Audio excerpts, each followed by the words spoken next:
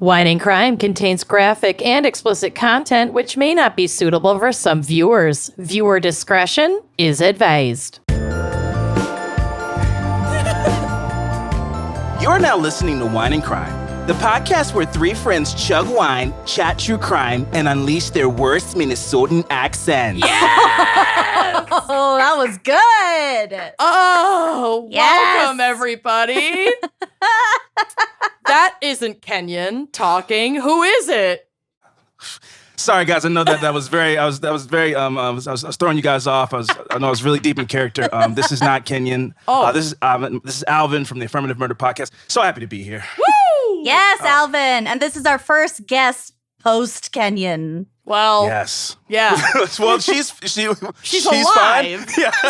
Is she? Has anyone checked on her? Has anyone heard Confirm. from her today? I No, cannot confirm. she did the Wordle this morning. Oh, yes, she Boom. did the Then word. that's- She's yeah, alive. Of course. Then She's cleared it just up. not well. That's the only information we have. She's cognitively able to do the Wordle. Yes. But she's Those are on hard. like super bed rest, and her recording studio is 800 stairs up in her like belfry in her house With No. all the bats. with It's all against the doctor's bats. orders. That's against doctor's orders for sure. So yeah, she's not with us today, but she's with us in spirit. In And spirit. so you know, I will try to channel her as well. Yeah, you got this. She's Okay. her spirit will infect Yes. you. Oh. You'll want to go to You'll the feel doctor. it. Yeah. Submit your bill. Kenyonitis. Yeah. Canyonitis. There's a long and arduous treatment process for Kenyonitis. Kenyonitis. It starts with a tingling in your back. Oh, God. I'm a tips of your hypochondriac, so hair don't might- start saying. If you start saying symptoms, I'm going to feel them right Your now. hair so. might start turning blonde. Yeah, you're going to be a blonde before you know There's it. like is there like a throat thing? Is it throat? Is it There's throaty? there's a throat Okay. thing. Okay. Where, It's all a right. total inability Oh my to God, sing. she's present. Oh my God, she's present. oh yeah, Oh my you're God, she's you're present. Oh my all God. of a sudden you'll be She's here. completely tone deaf, Cannot carry a tune. but like extremely funny and be able to recall really weird random facts about true crime stuff specifically, and also like ancient European history Yeah. Or 90s trivia. or 90s trivia. Okay. That's more Amandanitis. Okay. I think I've got some kind of cross. I got like a cross pollination thing There's going on. comorbidities happening. Yeah. We got some comorbs. The entire like text of gun germs and seal is just going to be downloaded into your brain. Just wait for If you it. caught Lucyitis, it would be the entire text of The Hot Zone, the scariest DSM book, the DSM-5. The DSM-5. I know everything about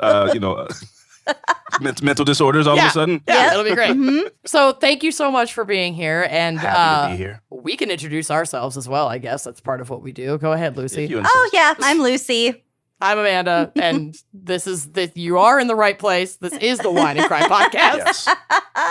Well, they should know that I did such a good job with my Kenyan impersonation right up top. They knew. Yeah.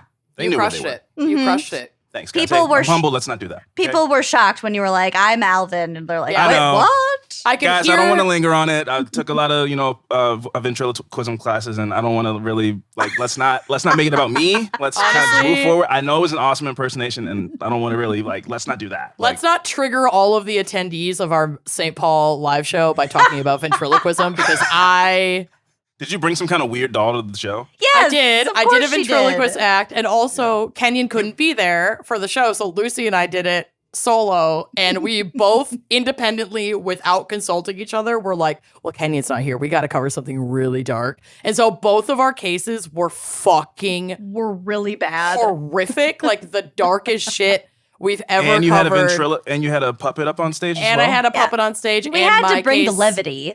Yeah, Yeah, my okay, case yes, of had to course. do with like a cannibal ventriloquist CSAM. child molester.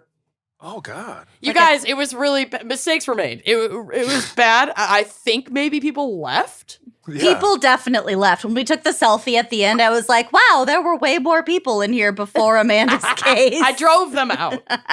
What and- better time to... Let's go ahead and plug that next show. When's that next live show that Yeah. gets people excited? Yeah, let's do it right now. Weirdly enough, there is not another live show scheduled. Ever again. I hope you all liked We've it. been canceled. we are Might have banned. been our last. We might have And been you canceled. guys are banned from St. Paul, Minnesota as well. Which is fucking fine by me because St. Paul sucks. But the Fitzgerald Theater was perfect. Stunning and amazing. St. Paul can eat my ass. But anyway, Lucy, do you want to take Kenyon's job in this moment to just introduce the topic? I would absolutely love to. So today we have a very special fan pick by fan picker Abby Townsend. Thank you, Abby, for your wonderful idea, which was the topic of family secrets. I love it. Yeah. Great topic. Yeah. It took everything in my power not to just not cover a case at all and instead just read the Reddit thread I found where people were just sharing their family secrets that they like found out on somebody's deathbed. Juicy. So it's its own podcast. There's a podcast called Family Secrets where people like guest and talk about like how they found out about their family secrets. And that's fucking cool. I did have this really cool. in my segment, but I'm just going to say it right now. So it's a podcast by Dani Shapiro. And she also wrote a book called Inheritance. Ooh, creepy. Which I ordered off of bookshop.org earlier today because it sounded really fucking good. It's basically about how she discovered that her father wasn't actually her father and like the fallout. This is like Jeanette McCurdy's book from iCarly. I'm glad my mom's dead. What? Man, what a read. You want to talk about family secrets? Man, must read. Highly recommend. Cool. Highly recommend. Well, Everyone's family has secrets. Like I mean, mine are really boring. I don't have any like good family secrets. Like after our dad died, my sister and I, we grieved for like 20 minutes and then we like put his email in the Ashley Madison hack website to like see if we had a secret family, and fucking no. My dad was like so loyal, like boringly loyal. Boring, normal, so disappointing. Regular drama. Yeah. The regular lack of drama. I would say, I mean, it's like you don't know until you say, you know? Like my brother and I have the exact same name because my dad was You're both named Stone. Alvin? We're both named Alvin Jerome Williams. And I love it. He's the fourth and I'm the third. Wow.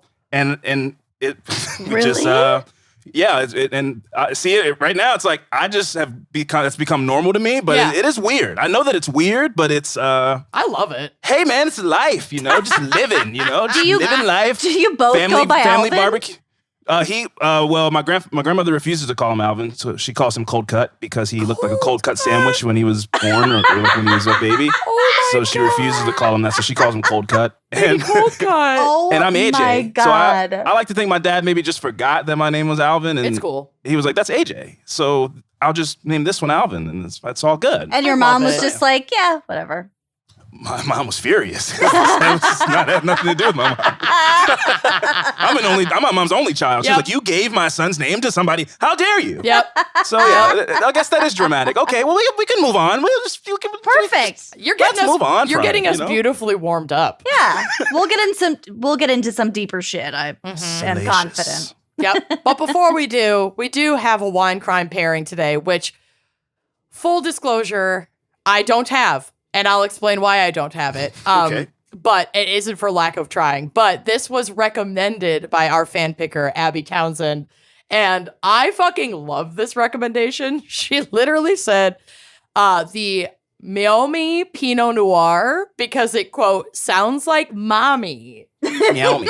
Meiomi. That's a cat mom. I'm a meowmy. I'm a meowmy. I'm a meowmy. And I do not have it because I tried to get it locally and I couldn't find it. So Did you try? I went to Total Wine. PetSmart? I didn't try PetSmart. That's where I fucked up. Yeah. I tried Rookie Total mistake. Wine and I tried Classic. my local liquor store. Which one? I don't know. I have like two.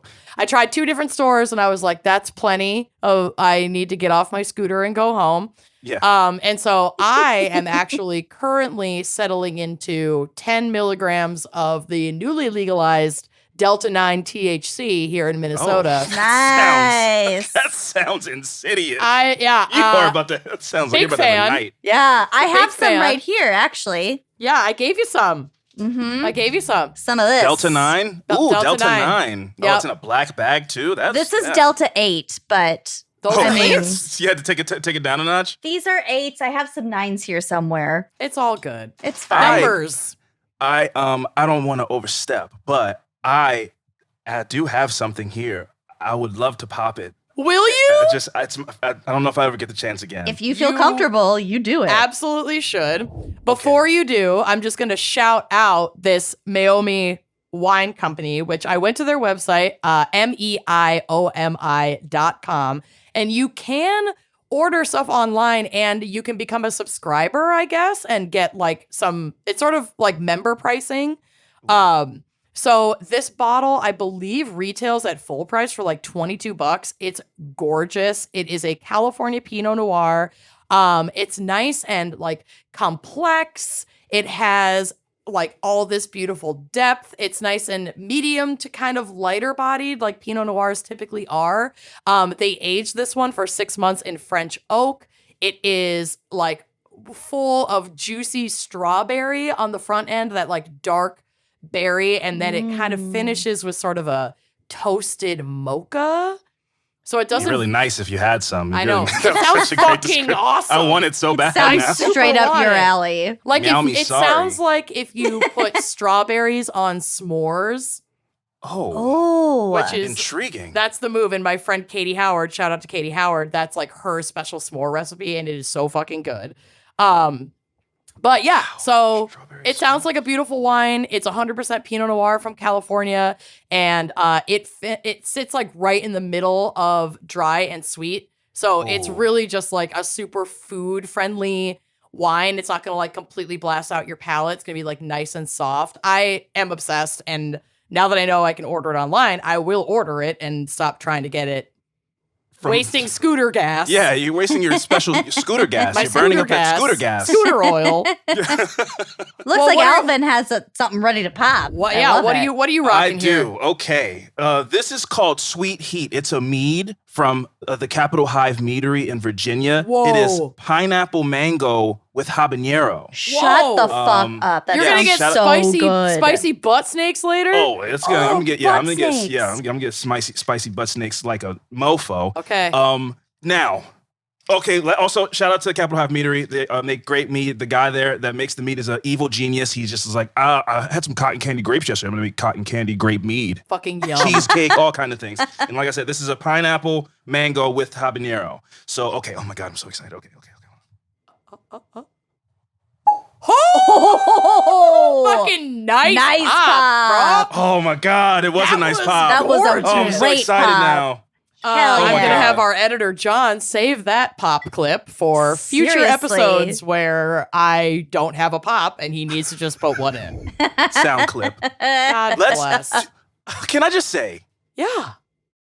thank you. I'm so excited to be here. I'm so glad you're here. Let's do this. Yeah. Let's fucking do this. Alvin and I haven't partied on the internet together since fucking Down by the Creek was still a thing. It's been a while. Oh, down by the creek. Wait, I guess I did an I interview forgot piece about with you. that. I did Inside the Podcaster Studio with you, post You did. Down by the Creek. But You did. We got real. yeah, full disclosure, Down by the Creek is my favorite podcast in the world. Okay, Lucy, Hot damn. what is our background in psych for family secrets? Okay, well, I wanted to shake what I have in front of me, but I do have psych, but I'm going to shake it anyway because it is a ramekin full of Skittles. Oh, okay. I thought you were going to say Yes. teeth. It sounds like That's a nice sound. I know, Yeah. but I do have nice psych. clink. Okay. Yeah, Lucy usually will shake a jar of bones if there isn't actually any psych in her segment. Mm-hmm. So she knows how much I'm soothed by it and didn't want to not Here. shake anything for me. How about Thank you this? for I going do PG. have my Amanda's favorite jar. These are snake ribs, so I'm gonna shake them Just for you listen anyway. to this. Snakes have ribs. Yeah, baby. A lot of A them. lot of them. They're like oops all enough ribs. to jingle in a bottle. Oops, Fucking all ribs. Oops all ribs. They're Oh my basically a God. spine and ribs and that's it. All right, this is for you, Amanda. Oh, it's got a different. Is that not the most yeah. like delicate and soothing little different rattle note. you've It's a ever different heard? note. It's a little tinkle. Oh yeah, a It's a rattle. tinkle. An Addams Family rattle for sure. Yeah. Yes, good. Yeah. Totally. Oh my God. If I ever have children, I'm gonna make them a rattle out of with, Ribs, snake with ribs. teeth inside. I bet Oh God. like children's teeth. Oh, when they start joy. losing their teeth, You'll well, then put they'll their be own too old teeth for in- a rattle. Sadistic. You're describing sadistic things with such a smile on your face, too. I'm workshopping it. Oh yeah, I'm absolutely. very put off by this. I'm put on. Okay. Oh.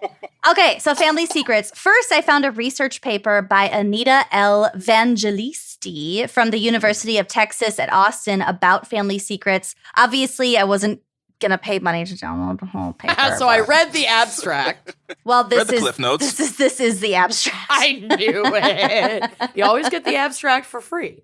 Of course. Yeah. Work smarter, not harder. Exactly. Always. So this abstract reads, what types of information do families keep secret? What are the functions that family members perceive secrets to serve? Is secrecy associated with family satisfaction? 2 studies were conducted to examine such issues. The first study revealed that family secrets fall into 3 categories: taboos, rule violations, and conventional secrets. Okay, so like a cousin, not my cousin specifically, but like a cousin who spent some time in jail for an unsavory thing, that might be the family secret. Like, we don't talk about Bruno. Yes. Exactly. Or Okay. like maybe a family member in a very conservative family came out as like transgender. It's Okay. like we don't Yes. talk about cousin Bruno. Yes. Yeah, Bruno. Or Tabitha always buys the potato salad, but we pretend she makes it herself. That's more of a conventional secret, yes? Oh. Exactly. Exactly. I did that in a relationship many moons ago where I bought chicken salad and passed it off as my own because he loved chicken salad and I didn't want to learn how to make it. But that How guy much ended up could a- being a fucking asshole. So How much could a person love chicken salad if they don't know it's store-bought? You know, You know? yeah, that's on him. Chicken salad, the thing that makes chicken salad the best is when it's made with love. You know, you buy it from the store, you don't know. You just think you love chicken salad. when it's made with Fair. love and also curry. Yeah. Ooh, Oh, yes. I love a curried chicken salad. Curry oh my chicken god. salad. All right, let's wrap this That's up what so I can eat. that's what Shad had at that place in Excelsior. Yum. That's right. Mhm. Yeah, so Bull good. and Wren. Bull and Wren. Shout out. Resplendent. Anyway. Also grapes. I'm sorry. There, I said it. I like a chicken salad. In with chicken grapes. salad? Yeah. Yeah, halved grapes. But I'm also from Yeah. Minnesota. I feel like we put halved grapes in a lot of shit. Hey, Yeah. man, live life. You know, that's what I say. Fresh grapes in chicken salad, fine, but we are not a raisins in potato salad family. No. I had already started to make the graph, and I just assumed I that. I'm saw- glad you cleared that up. And No. I You was looked like, like all the right. meme Fresh of grapes. that. You looked like the meme of the lady just- with all the math floating around her, and I was like, I know what he's thinking. Butterfly Raisins in in the potato sky. salad. We do not put raisins in our potato salad. I Ambro- promise am- you that. Ambrosia salad. Oh. I started making all the connections. Like, yeah, okay, I see what's going on here. All Okay, right, yes. Don't get ahead of yourself. So moving on with this abstract. Functions of secrets involve bonding, evaluation, maintenance, privacy, defense, or communication problems. In the second study, the number of secrets that family members perceived their family to hold in comparison with other families was inversely correlated with family satisfaction. So if you feel like your family is just a big pile of shitty secrets, then Your You don't- satisfaction is low. yeah, low satisfaction. Okay. Mm. That makes sense. hmm In I addition, prefer like, the blissful ignorance, I prefer. Yeah. yes. The manipulation of having a family secret and like who you share that secret with and how that fucks with family dynamics. I didn't even like think about that until you were reading this abstract. Mhm. So In it- sketchy. You knew? Yeah. That's hurtful. Yeah. That's hurtful. In addition, individuals' perception that some of their family members held secrets concerning taboo topics from other members was negatively related to satisfaction. So it's like, if you know that like your dad's a fucking liar, that your Mhm. dad's lying to your mom, for example, like icky. We don't Yeah. like that. Yeah.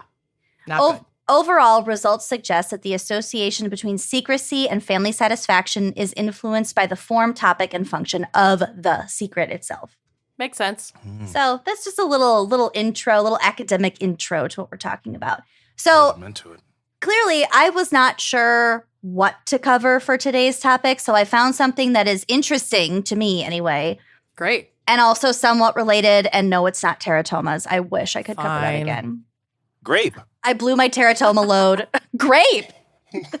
Sounds great. I blew my teratoma load on sports ball crimes Yep. and She didn't want to talk about sports, so she just talked about teratomas for her Yeah. whole segment. that's I don't my know what that segment. is. Oh my You know what God. a teratoma is? No, what is that? So like when you're like in the womb or like Remember that? upon Yes. fertilization, Mhm. maybe there was like a double fertilization, like resulting in twins, Gotcha. but one fetus Resorbed. absorbed the other one. Oh, yes. So then yes, they- yes, okay, yes. They can like later in life find pockets of like hair and teeth and blah blah blah. That's what Elvis said happened to him, Yeah. or his family says happened to him. That's what Really? made him such a In good- utero twin left traces. Cool. Yes. Yeah, but that's what a Obsessed. teratoma is. Mm. Also, we make the joke about homunculus Wagner a lot, Mhm. and I want to name a dog Homunculus Wagner. a homunculus. Great name. I think it's it's either Greek or Latin, but it just means tiny person. Yeah. And One so, of my like- shoes started floating when you said that. I don't know why. Oh, It's a very magical name. Oh that my you just said. God! Yeah. Well, that's what a homunculus is. So that's Homunculus Wagner. homunculus Wagner. So Esquire. Homunculus Homunculus J. Wagner. Wagner, Esquire. Esquire. DDS. DDS. Okay, so like we were talking about, I feel like every family has secrets, whether it's within your nuclear family or your extended family. And if you don't think so, maybe you just don't know about it yet. Mhm.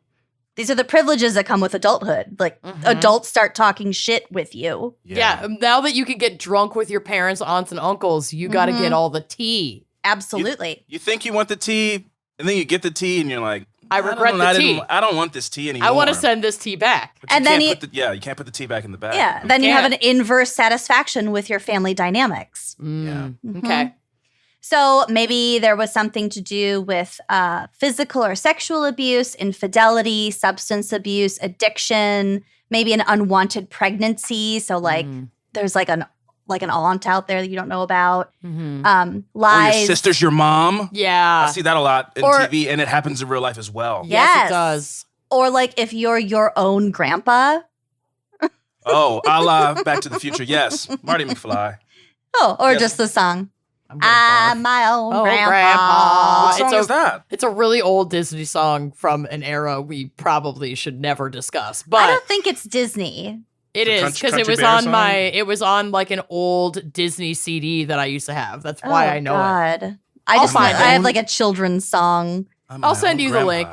I got you. The lyrics explain everything you need to know. Oh, it breaks it down. It's like, I was in a time machine, and then I became my own grandpa. I know the song. I didn't. Yeah, exactly. I got it. Nailed I had it. to do a couple you lines. know all of the words. Yeah, you Yeah, I had got to do a it. couple lines. I caught it.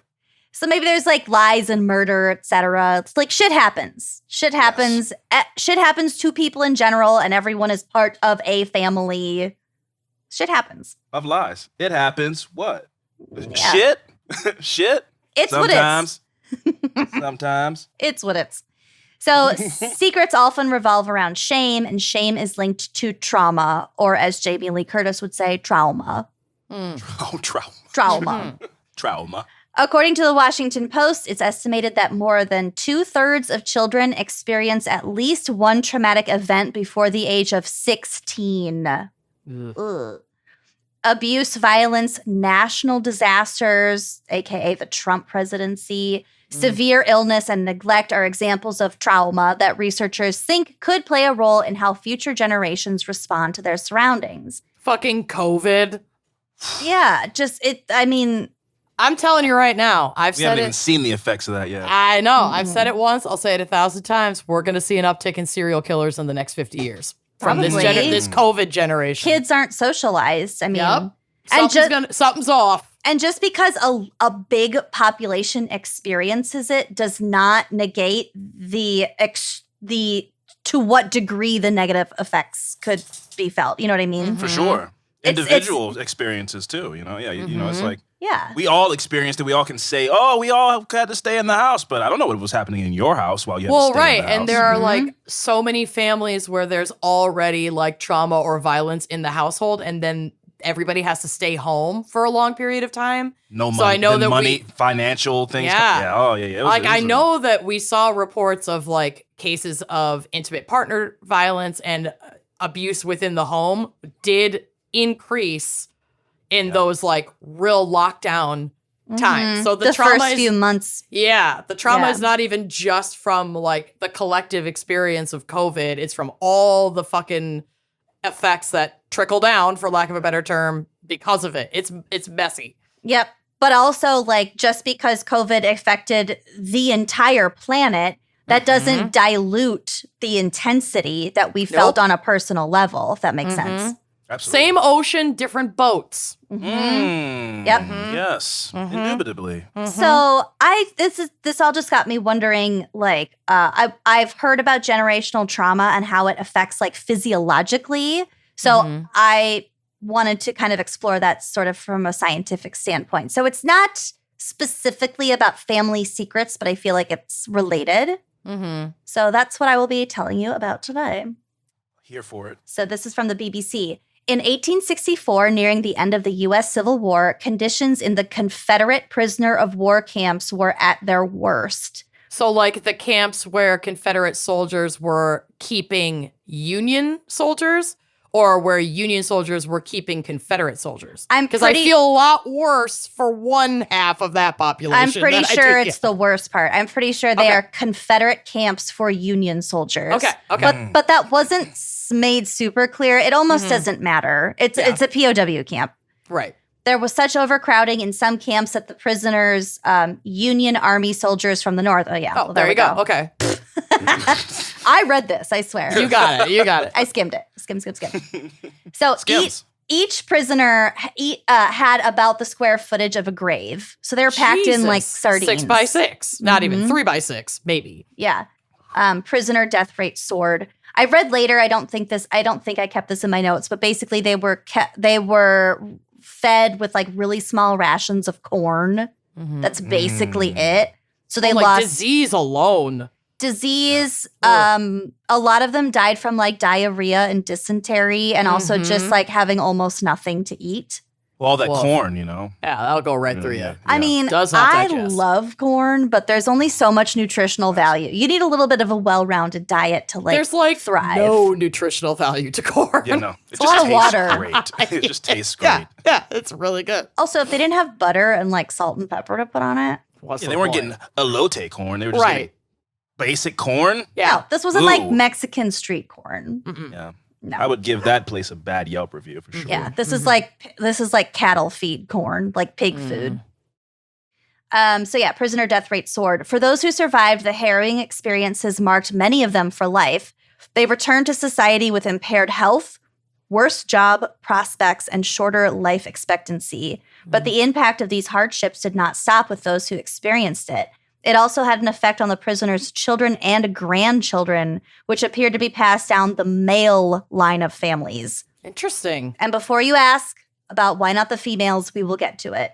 Okay. Yes. Hold your horses. Yes. And I'll explain the science behind this a little bit more. While their sons and grandsons had not suffered the hardships of the POW camps, and if anything, were well provided for throughout their childhoods, they suffered higher rates of mortality than the wider population. It appeared that the POWs had passed on some element of their trauma to their offspring. But unlike most inherited conditions, this was not caused by mutations to the genetic code itself. Instead, the researchers were investigating a much more obscure type of inheritance, which was how events in someone's lifetime can change the way their DNA is expressed and how that change can be passed on to the next generation. This is the process of epigenetics, where the readability or like the expression of these genes is modified without changing the DNA code itself. So if your father had, if both your parents had brown eyes, you're probably going to have brown eyes. Right. And that will like show up in your genetic code. It's like traceable. Yes. But it's like this isn't traceable in the way that it changes the presentation of your DNA. I mean, it's traceable for sure, but there's different ways that these genes express themselves. So, like for example, which I'll kind of get to later, how well the body produces its own insulin. Triggered, for example. So, like you still have the gene that prompts the body to do that, but the way it expresses itself might be less effective than it should be. Okay. Right? Does that make sense? I think I'm right. Let's just go with it. Well, and there are different types of diabetes, so that seems to apply more to like either type 2 or if you're like honeymooning and you're still producing insulin. My issue is that my immune system attacks the cells in my pancreas that create insulin, the beta cells. So they never even get a chance, like they're capable of making it, but they like don't even get a chance to do it because my immune system has destroyed them. Yeah. Well, that was just one example, but like you kind of get what I'm saying. I totally get what you're saying. And this is like super fucking fascinating. It's really cool. So tiny chemical tags are added to or removed from our DNA in response to changes in the environment in which we are living. These tags turn genes on or off, offering a way of adapting to changing conditions without inflicting a more permanent shift in our genomes. Got it. So it might affect how well certain hormones are functioning, but for example, but it's not going to make you have blue eyes. Okay. If both your parents have brown or whatever. Yeah. That makes sense. Yeah. Study author Dora Costa and her colleagues studied the health records of nearly 4,600 children whose fathers had been POWs, comparing them to just over 15,300 children of veterans of the war who had not been captured. Okay. So we're comparing POWs to just regular old veterans. Yep. The sons of POWs had an 11% higher mortality rate than the sons of non-POW veterans. That's a significant percentage. And especially with a pool that large, like 4,600 and then 15,300, it's not just a handful of people. This is a really representative pool that we're talking about. For sure. Other factors such as the father's socioeconomic status and the son's job and marital status couldn't account for the higher mortality rate. So they did factor in outside. Yeah, they were really factors. looking at how the passing down of the genes affected this. The excess mortality was mainly due to higher rates of cerebral hemorrhage. Ooh. I wasn't sure what exactly that meant. Like brain bleeding? Yeah, it sounds like they were like predisposed to bleeding in the brain. So does that mean like strokes and things like that? Maybe. I can Google this. Cerebral hemorrhage. But the sons of POW veterans were also slightly more likely to die from cancer. Oh, wow. But the daughters of former POWs appeared to be immune from these effects, which again, we're going to get to. I'm not going to discount women suffering stroke. From it's generational. a type of stroke. Okay, there we go. Yeah, you guys. Is it stress borne or like what is it? Like, I wonder what the genetic, like what's being exacerbated by the. I've heard theories that cancer is a result of stress. Wow. That can definitely happen. Yeah. Causes include brain trauma, aneurysms, anteriovenous malformations, and brain tumors. The largest risk factors for spontaneous bleeding are high blood pressure and amyloidosis, which I don't know what that is. Other factors include alcoholism, low cholesterol, blood thinners, and cocaine use. I got to evaluate my choices. Oh my God. But they're going to have to add like intergenerational trauma to this list. Yeah. I will update the Wikipedia page. Yes, immediately. Another thing, I don't know if it was this study or like the next one I'm going to talk about, but basically those researchers, the head researcher had studied PTSD in the 90s, like the early 90s. And they were like, yeah, the way the scientific community is reacting to these studies that I'm talking to right now, like really kind of suspicious, like critical, was the exact same way that people reacted to studies about PTSD in the 90s. Right. So 30 years from now, this might just be like, yeah, fucking duh, you have PTSD. Yeah. I also feel like, and obviously correct me if I'm wrong, but the conversation and like understanding of generational trauma is pretty new to like the white community, but that conversation and the healing that goes along with it has been like discussed openly among BIPOC and queer communities for a long fucking time. It's just like we always are we meaning us as white folks like are always 20,000 steps behind and like real skeptical what like everyone else has been telling us all the fuck along. Well, in regards to like what I'm hearing now is really interesting because what Lucy is saying is like it almost can show up in a genetic test, whereas my introduction to generational trauma was like the stereotype that black people can't swim, and it's a kind of a true stereotype. But then when you go and do the research about the generational history about, public pools and, the civil rights era and people being like,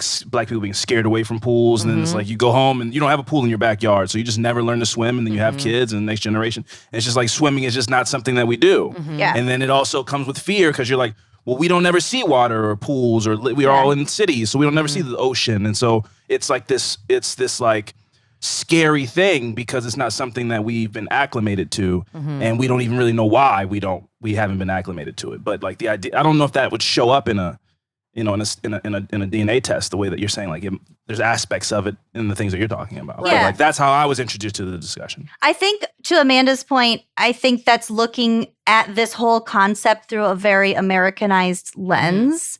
Because if we're talking about various famines, genocide, things like that, the things that have happened all over the world. Yes. It isn't necessarily correlated with race. Yeah.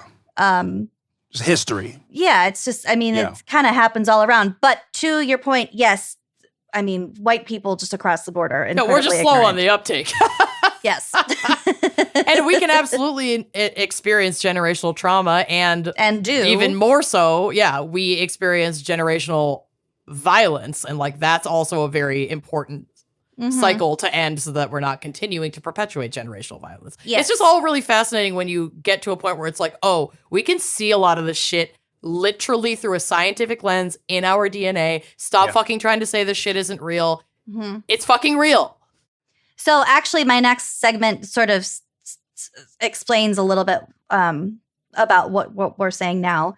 So Costa says, quote, the hypothesis that there is an epigenetic effect on the hypothesis is that there is an epigenetic effect on the Y chromosome. That would be why it affects the male lineage. This effect is consistent with studies in remote Swedish fish villages. Yum. Swedish fish villages. Fucking yum. Where shortage in food supply had a generational effect down the male line, but not the female line. Weird. So this study ruled out the notion, in addition, this study ruled out the notion that the former POWs were more likely to be abusive to their sons, resulting in direct trauma. That's not what we're talking about. We're talking about a genetic code in our DNA. That was showing up in folks with the Y chromosome, but not in, Yep. I get what you're saying. Okay. So this article also talks about a 2013 study about mice. So I have to give a trigger warning now. Animal abuse for scientific purposes. They didn't kill them. They just tortured them. They poked at them. Yeah. Great. So this is from the same article. The researchers blew acetophenone. Acetophenone? Which has Acetaminophen. This has the scent of cherry blossom. Yum. So they blew this through the cages of adult male mice. And then at the same time, they zapped their feet with an electrical current. Ooh, so they're making them associate that scent with pain. Okay, so great. Over several repetitions, the mice associated the smell of cherry blossoms with pain. There we go. Shortly afterwards, these male mice bred with female mice. When they're pups, their baby mice are called pups. That's so cute. Really cute.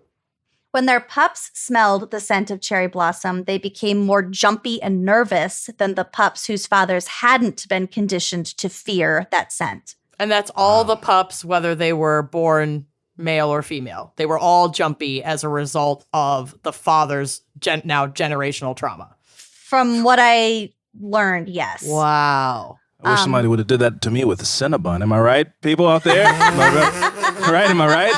Cinnabon, it's so bad for you, but it's so good, right? You could never Pavlov me out with Cinnabon. Like, you couldn't do it. The smell of an inside of a McDonald's. Oh. Fuck me. God damn I can picture that smell, which I know doesn't make sense, but I can picture it. You can see the smell. I can see it. My mouth is I can feel watering. Yeah. So McDonald's. Oh, God. So to rule out that the pups were somehow learning about the smell from their parents, they were raised by unrelated mice who had never smelt the cherry blossom. Oh, the family drama in this mice family. It gets worse. They were adopted? These mice were adopted? Alvin, I hope they get worse. adopted out. No! The grand pups of the traumatized males also showed heightened sensitivity to the scent. Neither of the generations showed a greater sensitivity to smells other than cherry blossom, indicating that the inheritance was specific to that cherry blossom scent. So now we're 2 generations removed from the mouse that experienced the direct harm. Yes. And they're not even being raised by the people that experience. So they're like, you don't get me. They're like emo mice. Yeah. Like, you guys don't get sick when you smell cherry blossoms. Why do I? They are adopted mice. They have nothing to do socially with their parents. That is so fascinating. They've got blue bangs and, just listening to scene music and just, Okay. no one understands these mice. I'm feeling specifically targeted right now. Lots of what's it called? Like Panic at the Disco. Yes. Oh, yeah, a ton of that, yeah. My Chemical Romance. Yeah. My Chemical Romance. My Chemical Romance. Speaking of cherry blossoms, My Chemical Romance. Oh, God. So this sensitivity to cherry blossom scent was linked back to epigenetic modifications in their sperm DNA. So chemical markers on their DNA were found on a gene encoding a smell receptor expressed in the olfactory bulb between the nose and the brain. It's crazy how we are all just meat computers. We're meat computers. We are meat computers, It's really fucking scary. Yeah. So when they dissected the mice's brains, they could be like, oh yeah, there it is. Cherry blossom, ick. Yeah, cherry blossom-ish. Wow. So when they dissected the brains, they also found there was a greater number of the neurons that detect the cherry blossom scent compared with control mice. So it's not even like Shut up. It's like we're scared of this, so we're gonna make sure you can catch it really, really, really early and stay the fuck away. yeah. Wow. That happens so fast. I mean, it's 2 like generations. it's like an evolutionary thing, like some people are super fucking afraid of spiders, like Blortney. And me. And she just has something extra in her brain where if she sees something like the size and shape of a spider, it's like a whoa, like a. I wonder if you like have a that reaction. distant ancestor was like killed by a spider bite or something. I mean, the spider from Harry Potter, the giant one. Not cool. oh, I think we figured this out. Aragog. Well, how do we think cats are afraid of pickles? I mean, cucumbers. Like, what's that? because Don't they they look think like they're they look snakes? like snakes. Snakes? Mhm. Got it. Solved.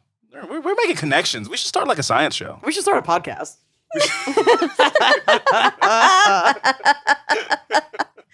Anytime anybody is like, should I start a podcast? I'm like, honestly, don't do it. You don't want this. If you wanted to take over your entire life, go for it. But yeah, this study only studied like 3 generations of mice, basically, and also they're mice. So we don't know we can't legally dissect the brains of like humans and things like that. So Yeah, maybe publicly. All right. QAnon, right? Am I right? Yeah, let's go, guys. Let's do it, right? Am I right? Where we at, guys? Are we bringing Q back right now? The government's cutting us up in basements. You know it. People out there, they know it. They know it. Only in pizza restaurants with like ping pong Yes, in the exactly. basement. Yes. Yeah, that's where all this goes down. It's important to note that it wasn't a fear response in this in this study that was passed down to the next 2 generations, but rather a sensitivity. So researchers later so it's not like it's like gluten sensitivity. Like I don't have celiacs, but like it makes you kind of I might made him a little shit. jumpy. I'm afraid that I'm might gonna get a little shitty. I might shit through a screen door later after I eat this bread. Yeah. And also like the fear response might be sort of like taught. Like a natural response to the it might could be taught learned. and it might not have been a fear response specifically because these orphan mice were raised by other mice, not the ones who had been directly traumatized. Had they been raised by their actual parents who did have a fear association, maybe that would be like a thing that's taught. You know what I mean? Interesting. But in terms of these DNA markers, it's just a sensitivity. Them putting them in different families is the most fascinating part to me. Yeah. That's because now there's no mouse there to be right. Like, oh my, do you smell that? Everybody, put on your masks. Yeah. There's no mouse there to do that. Cover you your just know feet. inherently. Yeah. We're about to get zapped. Exactly. Exactly. Oh, these poor buppies. Researchers later, this is a little bit of a redeeming part. Okay. Researchers later repeatedly exposed the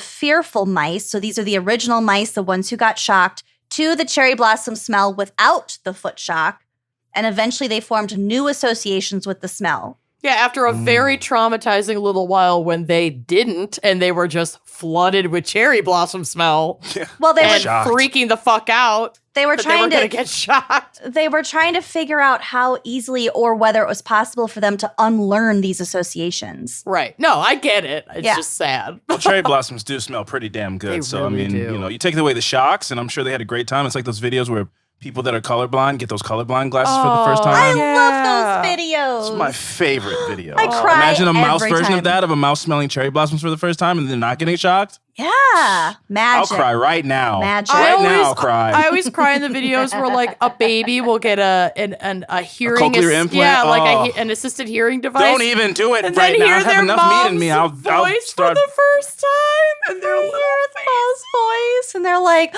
"What is that?" Alvin's crying into his mead. I am not. You're But having it your is own beautiful. So It is many beautiful. babies crying at the sound of their mother's voice for the first time. TikToks It is later. quite beautiful. Yeah, Yes. it's coming. Okay, It's beautiful. so to back this up, when they looked at these desensitized mice's sperm, they found that they had actually lost that fearful epigenetic signature. So the later offspring of the desensitized mice might not have inherited the same effects as the earlier ones. Okay, but the Breaking generational curses in that Therapy works, people. people. God. But not for those adopted mice who may not have been rehabilitated. We don't know. I hope they were. How long is their lifespan really? Was it worth it? Was it worth the taxpayer dollars to desensitize all Oh the my mice? God. Yeah. Lucy, bite your tongue. I'm just being honest I and know you reasonable. All your emails can go to Lucy. She's the one. She's the That's mean fine. one. That's fine. Anyone who emails me knows what they're getting back. True. Cold, hard truth. One of the factors that is kind of mystifying scientists at this point is how much the male's DNA clings onto, considering the fact that when the sperm fertilizes the egg in mice and like every animal, a lot of that paternal DNA is almost like wiped clean. Like they start fresh, kind of putting things back together once it's fertilized. Is lingering. The answer, I mean, yeah, it's got to be evolutionary. Like, it's, you think about this cherry blossom thing. It's like passing down a fear response rooted in traumatic experiences so that future generations know or are like instinctually wanting to escape or run away from those experiences. That makes sense. Yeah. But why it clings so much to the male? But maybe if we go back to like the very early binary, like the hunter-gatherer versus holding down the safe zone at home with the young, like maybe way, way, way back in the early Homo sapiens, like the males were the ones who were out getting fucking chased by dinosaurs because they totally lived at the same time. And then the females were back at base camp. Creationism. Yeah. I mean, I don't know. It makes Continue, yes. sense. It makes sense why those generational traumas, like having a healthy fear of things in our environment that are dangerous. Yeah. Definitely. So I think it's a fluke, and I'll tell you exactly why. First of all, I learned earlier today from ASAP Science on Instagram. That's one of my fucking favorite. It's one of my favorite accounts. It's two guys. I think they're in Canada, but they just do like little clips of like really interesting science shit that's like very digestible. Yes. And earlier today, while I was pooping before we recorded, while we were all texting, I watched a clip that basically females predate males. Males are just a weird byproduct of how genes diversified into binary genders and how like there's like a path. Like females used to be able to reproduce on their own. Cool. And testicles sick. are basically a leftover ovaries. Huh. Damn. I like that That's theory. sick. Yeah. No, that's sick. So I like that. So I think that it's a fluke that these genetic markers that we're talking about today tend to stick to the Y chromosome, which explains why it's passed down through the males. Interesting. I think that's just like how it happens. I don't think there's like necessarily a reason for it. Right. But continuing with this quote, the answer may lie in the idea that these markers aren't attached to the DNA, but rather the RNA. So RNA is like a component of DNA. So there was another study, I believe in late 2018, that also used mice. Researchers took the babies away from the mothers as soon as they were born in order to mimic, quote, dislocated families or the abuse, neglect, and emotional damage that you sometimes see in people, says Isabel Mansui, who led the research. So, quote, the symptoms these pups showed as they grew up also mimicked the symptoms seen in children who have experienced early trauma. The mice showed signs of increased risk-taking and higher calorie intake, which are both factors seen in child trauma survivors. When the males grew up, they had pups that showed similar traits, so overeating, risk-taking, and higher levels of antisocial behavior. So there again, it's going through the generations already, like right away. The researchers extracted RNA molecules from the sperm of male mice who had been traumatized and injected these molecules into the early embryos of mice whose parents had not experienced this early life trauma. So it's like surrogacy through a mouse that shouldn't have this pattern to see if it'll show up. They did like in vitro fertilization of the traumatized sperm into an egg that hadn't, or into a embryo that hadn't previously been traumatized. Oh, okay, okay. Weird. Ugh. This is why they make you fill out that form when you go do sperm donations, because some people shouldn't. Have you been donate sperm 'cause traumatized? my brother has the same name as me, Lucy. So yeah, I don't want to pass that on to someone. The kid has a weird hang up about their name. Some kids out there have some weird hang-ups about their name out there. So yeah, I don't want to pass that on to somebody. You shouldn't be a sperm donor. I'm being kind. Also, they could get you and your brother totally mixed up. Like Exactly. Yeah, it's causing all kind of problems out there. That's crazy, though. These mice shouldn't be donating sperm. They're just making these kids messed up. Yeah. Well, they weren't. Let's go break into a mouse lab. Free the mice. At the time, seriously. they weren't sure what was going to happen because logically, based on what we used to think that we knew, it wouldn't have had an effect. Right. But the resulting pups showed the typical altered behavioral patterns of a pup whose parents had experienced trauma. It's in that fucking RNA, it is man. in the RNA. That's the DNA nuts. or the RNA. They also found that different lengths of RNA molecules were linked to different behavioral patterns. So, for example, longer RNAs corresponded to greater food intake, changed the body's response to insulin, like I mentioned earlier, and greater risk-taking, while smaller RNA molecules were linked to showing signs of despair. Oh my God. Oh, Do I God. have both then? Do I have both short and long? Yes, you can have a smattering. It's a smorgasbord. Smorgasbord. So, like I mentioned earlier, I'm not here to invalidate female trauma survivors or their descendants. According to this article, quote, this research, as well as many of the mice studies, focus on sperm and epigenetic inheritance down the male line. This isn't because scientists think it only happens with males. It's just a lot harder to study eggs than it is to study sperm. So in terms of where we are with scientific research, we're focusing currently on the male inheritance. Because those folks with sacs have enough, they could keep making more. Us with egg sacs can't keep making more. So that makes finite sense. reserve. Right. That's right. Bussin'. So this last bit is from the Is that what we're saying? Yeah. What are we saying? Yeah, Okay. All right. Okay. Cool. Move forward. Yeah. Move forward. Yeah. Yeah. Fully Okay, painted move myself into this corner. I'm just going to move- stand move- here and move let it forward. dry. Yeah. Yeah. Yeah. So this last part is from the Washington Post.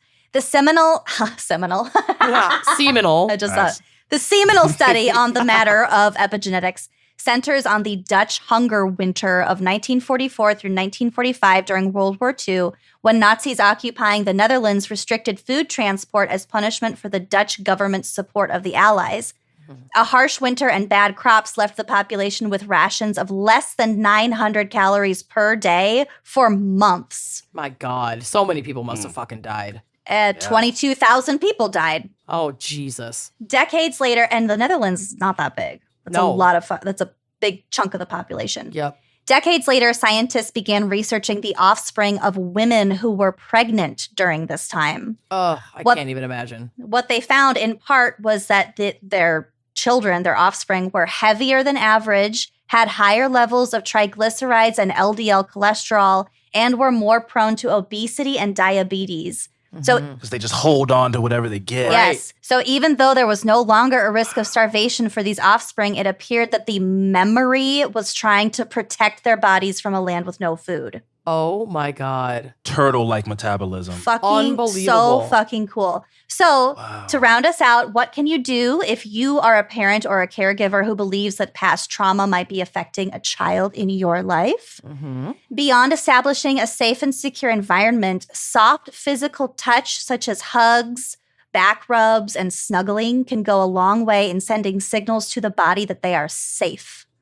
So like physical touch. Amanda, remember the recent episode about the babies who yes. they didn't even cry anymore because they knew that there was no so point. They were just neglected. silent babies. They were so neglected that they just knew crying wouldn't do It anything. didn't do anything. Oh. Yeah. Oh. Horrible. Oh, I still have chills. That I haven't cried in an episode in a long time. That fucking That broke got me. her. That's so sad. It's really sad. So this physical touch also helps to regulate their emotions. And of course, as we said earlier, therapy goes a fucking long way as well.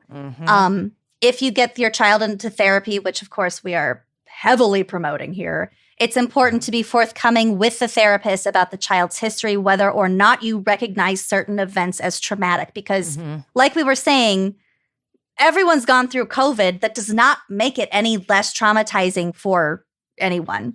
Yep. Yes. So Yep. anyway, that is my segment. I hope you Damn. found it interesting because I fucking did. Very. Ugh.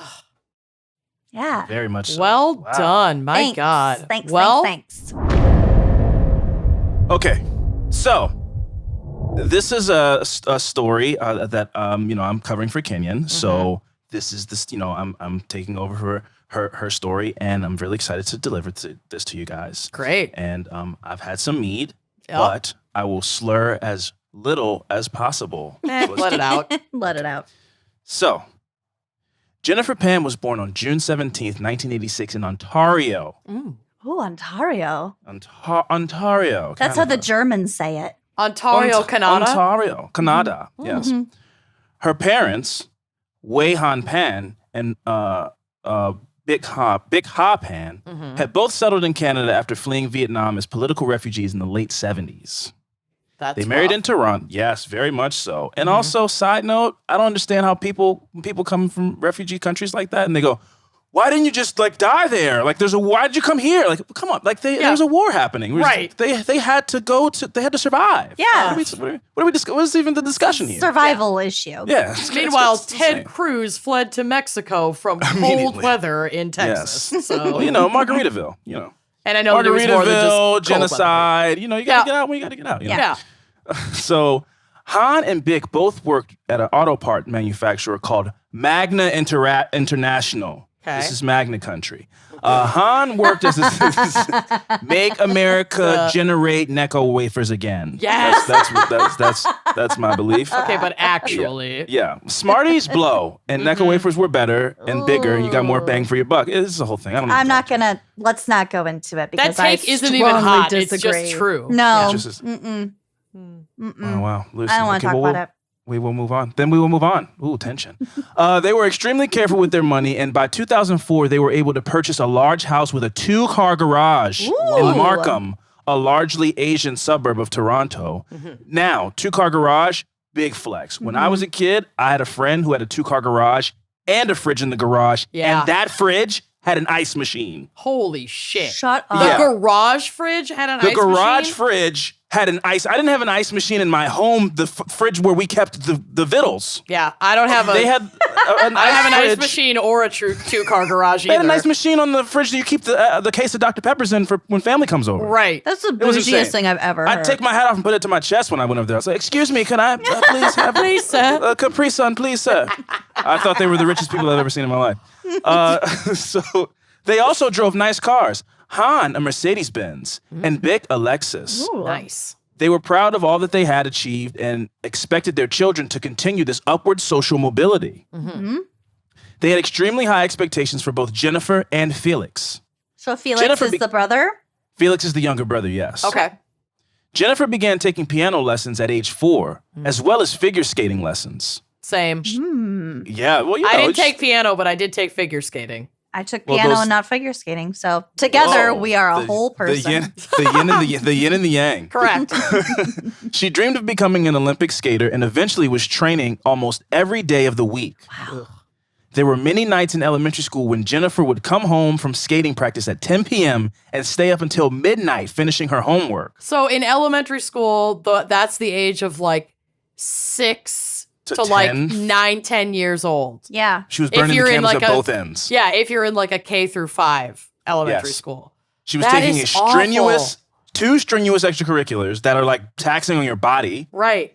and had to come home and finish her homework. That's a trauma in itself. Yeah. Yeah, you're just an exhausted kid, and then don't let her be in my class because then I come in, I'm like, hey, slide me those answers. Let me get that. Right. I'm changing 8, making it wrong on purpose. I'm playing those kind of games. Yep. And, so I'm sure that, there were people doing that to Jennifer as well. So she's being taken advantage of from all these different angles. Her fingers hurt, her feet hurt. You want her to brain sit next hurts. to Jennifer in class. Oh, yeah, no, I don't. Yeah, she's burning the candles at both ends. I don't even know how. Well, no, I'm sure her parents made her. I'm sure she got good grades God because bless it's like her. you have to succeed in all of the things. Oh, yeah. Or you're gonna get in trouble. Eventually, Jennifer's figure skating dreams were dashed when she tore a ligament in her knee. No. Before middle school, this happened. They no. ran her into the ground. In 8th grade, she reportedly began self-harming by cutting. 8th grade. So by, She's so by 8th grade, she was 12 or like she was like 13. tarnished goods by 8th grade, like Yeah, in poor her parents' thing. mind. Anyway, they're like, yeah, well, your figure skating dreams are gone. Yeah, by 8th grade, you're used up. Oh, that's too bad. Insane. For high school, she attended Mary Ward Catholic Secondary School, where she played the flute in the school band, as well as numerous other extracurricular activities. In addition to which she was expected to get straight A's. Dang. So she had a lot of friends. I'm sure God. she had so many friends. With all that free time. So much All that free time. flute playing and Yeah. getting straight A's. I mean, high school kids notoriously love both those things. Uh-huh. According to one of Jennifer's high school friends, so she had at least one, Okay.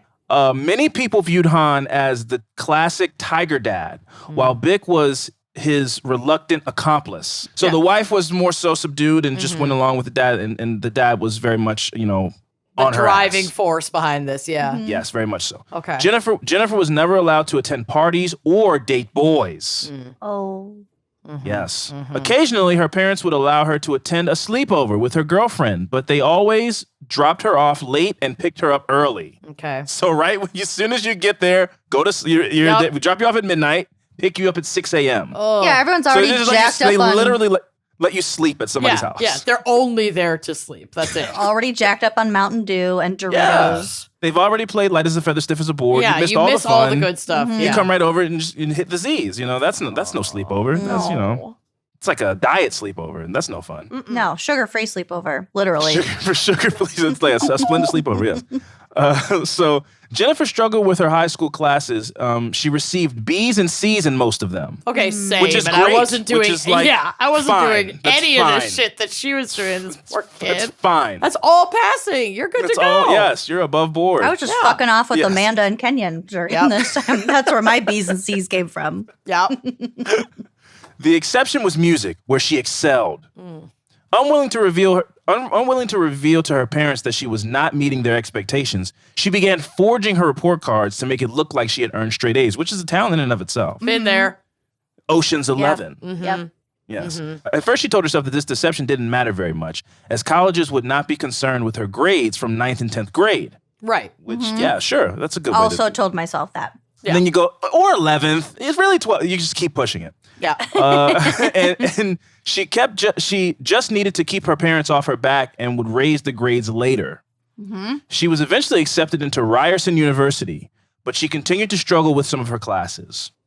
When she failed calculus,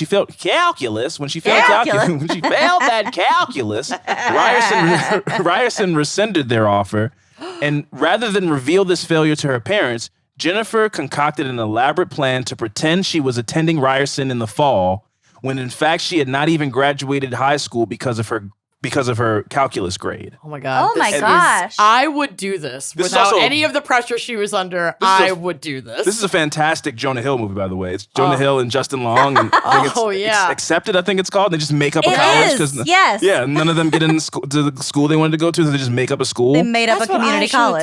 Yeah. Mm-hmm. Classic film. Good times. Fun movie. Good one. Brilliant. Yeah. So she convinced her parents that she was handling tuition with a combination of loans and a scholarship that she had won. And pretended to, she's a great liar. Yeah, she's thorough. She's thorough. And she got an A in lying. Mm-hmm. And pretended to commute to class each day. So she was still living at home because she couldn't go into a dorm, but she could have been like, I want to live at home. I'll just commute to class. Exactly. Oh my God, I'm running late, guys. I can't even talk right now. She hops on a skateboard. In reality, she was teaching piano lessons and working part-time in a restaurant to earn money.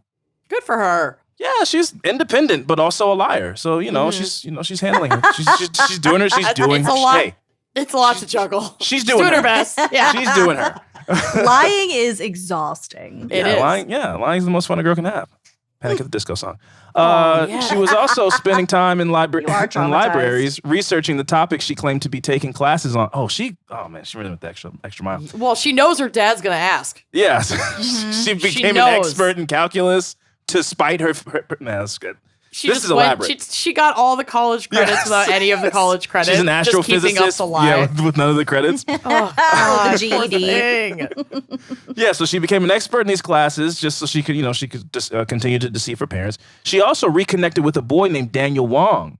They had met in high school and had a brief and highly forbidden romantic relationship, which had ended when he transferred schools after he had been caught selling marijuana. Ooh, the bad boy. Bad boy, yeah. That Daniel Wong. After 2 years of pretending to attend Ryerson, Jennifer told her parents that she was going to transfer to the university. Jesus. Oh my God. She was going to transfer to the University of Toronto, where she had been accepted into the pharmacology program. Wow, man, this is a really elaborate lie. So now she's trying to flee the country. She's trying to flee to Canada. She's like, something, I'm changing up my major. She's already in Canada. Yeah. I guess I missed that part. You're right. Moving to Toronto, the big city, Toronto. Her father was thrilled about her move to the University of Toronto, and Jennifer continued her charade of going to the library and taking fake class notes, and also purchased secondhand textbooks related to pharmacology. So now she's investing money. She's spending the money. Just go to school. How about just go to school and just that, you're really putting a lot of effort into this that you just do school with. What a house of cards. Anyway, she suggested to her parents that she could move in with her friend Topaz in downtown Toronto 3 nights a week so that she would have to spend less time commuting to and from school. Okay, that's fair. Yeah. But I think she probably just wanted to party. I need some nights away from home. As lies go, that's like a super believable one. Solid. My God, I'm going to stay the night at their house because it's closer to school. Right. Yeah. That's the only reason I'm going to sleep there, not because they have their liquor cabinets unlocked. Topaz sounds like a riot. Big thought this idea made sense and helped Jennifer convince Han that she was responsible enough to live away from home for part of the week. Amazing. In fact, Jennifer never moved in with Topaz, but began spending 3 nights a week staying with Daniel and his family. Ooh, the bad boy. The Daniel Wong. She told Daniel's parents that Han and Bick had approved of the arrangement, and every time his parents asked to meet them, she found excuses to brush them off. So she's lying. She has a whole web of lies now. This is turning into like a 90-Day Fiancé adjacent. It's elaborate. It's catfish. My webcam's broken. I can't. She is I can't on my phone. I don't have a smartphone. My mom just died of cancer again. Yes, Again. exactly. Again, my grandma got hit by a bus. I can't come meet you at Ruby Tuesdays. She found excuses to brush them off, like I said. When the time came that Jennifer would have been scheduled to graduate from the University of Toronto, so she kept this up for years. Oh my God. And now it's graduation season. Everybody has on their cap and gowns, and it's like, now it's your turn. This goes so deep. It goes super deep. She told her parents that the university only gave out one graduation ticket per student, and that she had chosen to give hers to a friend, an unnamed friend, so as to not leave either of them. I couldn't choose between my parents. Yeah, so I just gave it to some random person. So I gave it to Topaz. I gave one it to ticket. I gave it to Topaz Topaz. really wanted to go watch my graduation. Oh. Yes. I couldn't choose between the two of you. It was such an impossible choice, so I gave it to just a random person. Yes. She would later state that I tried looking at myself in third person and I didn't like who I saw. But rationalizations in my head said I had to keep going, otherwise I would lose everything that ever meant anything to me. Which, that's understand. That's a tough. That's stressful, and it's like, you have to keep this facade up, because if you don't, you'll lose everything will crumble. Right. So it's like you're lying, but you're lying to maintain what you have, and that's a tough spot to be in. Yes. But I don't have the capacity to keep up any of these lies. This is insane. No, this is the most confusing, long lie ever. Yeah, it's like that Anna Delvey show. Yes. I don't have time for this. I don't have time for yo. So yes. Why are you wearing that? You look poor. Yo. You look poor. My father's wearing it. So Problem with the bang. Sorry. That's a problem with the bag. I promise we'll stop. I promise.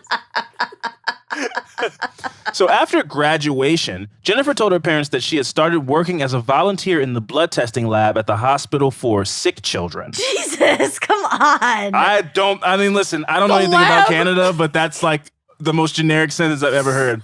I started doing blood testing at the lab, the hospital for sick children. At the hospital for sick children. The hospital for sick children. Is this a real place? Yes. And was this also a lie? Because how many Yes, credentials do you need to volunteer at a hospital? I would think you need Depends at on what least, you're volunteering for, but yeah. I would think you need at least some kind of credential to handle blood testing. I hope so. Blood least, testing. Well, I don't know how the hospital for sick children handles their business, but at Johns Hopkins, where I live, you need to have some kind of. You gotta have some credentials. You gotta have some credence. You gotta have some credence. I can't get over it. I don't know how the HFSC does things, but at MedStar Memorial, you gotta go to some, at least like a not, what is it, like you have to have like some, what is it, not a degree, but like some kind of technical class or something. You don't have a certificate or something. Yeah. You have to have a certificate at least. I will never recover from the hospital for sick children. That's like the worst lie ever. But her parents are like, yes, nice. Well, we're really proud of you. And Is it real? I'm Googling it. I don't There's think no it's way real. that There's the no way that's hospital for fucking sick real. children- There's no way that even listen, in Canada that can't be real. Toronto? there has to be a St. Jude's or something in front of it. Just the hospital for sick children. It's real. No way! Stop! The website is sickkids.ca. No way! Dot Canada? They have their own. Sickkids.ca. Yes. It's called the hospital for sick kids. Oh my god! Children, I just yes. Isn't sick just like pejorative? That's not even like that's not a diagnosis. Sick. Yeah, you're sick. All these kids are sick. full disclosure. I just laughed so hard I peed my pants like a tiny little bit. Yeah. Not enough that I have to go do anything about it right now, but enough that I felt it coming out. I'm gonna see if I can volunteer. Please do. I do blood work at the hospital for steezy children. So look, sick is not a diagnosis. Sick children? Okay, yeah. Surprisingly, guys, the parents soon became suspicious of her lack of hospital ID badge or any sort of uniform. Mm-hmm. She was going to work in Abercrombie clothes. On one occasion, Bick followed Jennifer on a day she claimed that she was going to work, and the deception quickly unraveled from there. Oh, Jennifer told her parents everything, from her fake university attendance to her relationship with Daniel Wong. She spilled the beans. She spilled the beans. Yeah. Han was furious and wanted to throw Jennifer out of the house, but Bick persuaded him to let her stay. She was allowed to remain living at home under the strict conditions that she was only allowed to leave the house to teach piano lessons, and her parents took away her computer and cell phone and only allowed her access to them for short periods of time under their supervision. She's like 22 years this old. is an adult. Yeah, this is an adult person. That's what I was just going to ask. This is a person in their early 20s. Okay. This is a person in their early 20s. But again, it's one of those situations where if all you ever known is these people provide a roof under your head, you don't know how to survive on your own, the threat of that being taken away from you will make you comply to a lot of things. Because I would just go, how about no? Yeah. How about I'll see you guys later? Yeah. I'm going clubbing. I'm moving in with Daniel Wong. Yeah. There's nothing you can do about it. But Daddy, I love him. So like I said, Bick was more lenient and told her daughter that her phone was hidden and told her daughter where her phone was hidden and allowed her to check her messages, probably from Daniel Wong.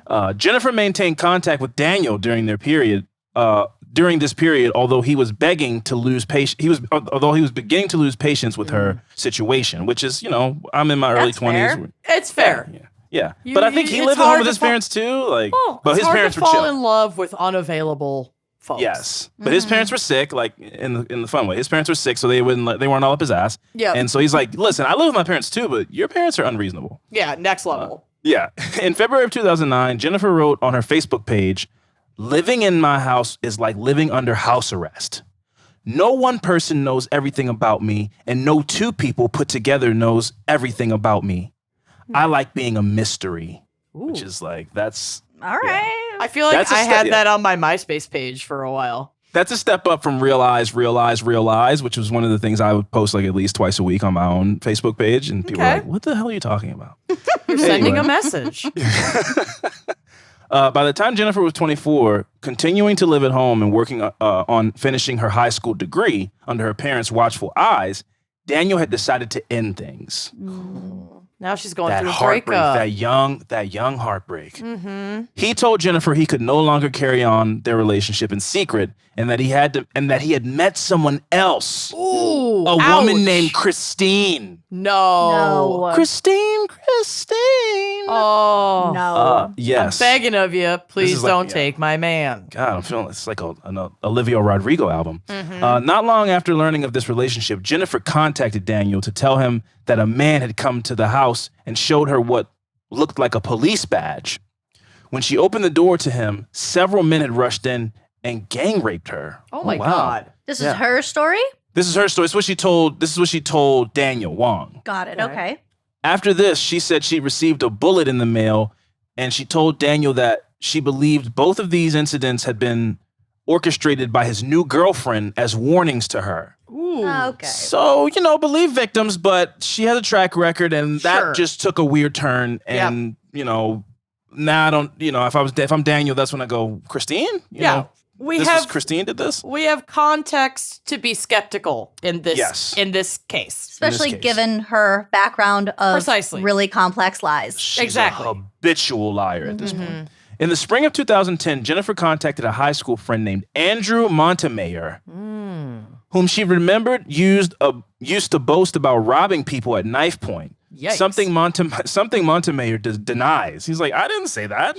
She's lying. She's lying. What? And even if I did say it, why are you a tattletale? Yeah. Yeah. So when Jennifer discussed her difficult relationship with her father to Montemayor, he confessed that on occasion he had fantasized about killing his own father. Through Montemayor, Jennifer also got to know his roommate, a goth kid named Ricardo Duncan. Okay. Ooh, I love goth kids. Me too. I love goth kids. As a former goth kid. Yeah, the commitment to I'm a vampire is underrated. It's some of the best it's some of the best cosplay. It's incredible. It's LARPing. It's all of those things. Yeah. And you're doing it in just public. You're not doing it in the safety of a fake realm. You're in a high school, fully prepared to be bullied and all of those things. And fully you're like, I'm a creature to suck their blood. Yes, I'm a creature of the night. Drinking Clamato juice. I dig all of it. Bring back goths. Make goths great again. Exactly. Yes. Make goths great again. That almost works. Make a goth great again. Okay. So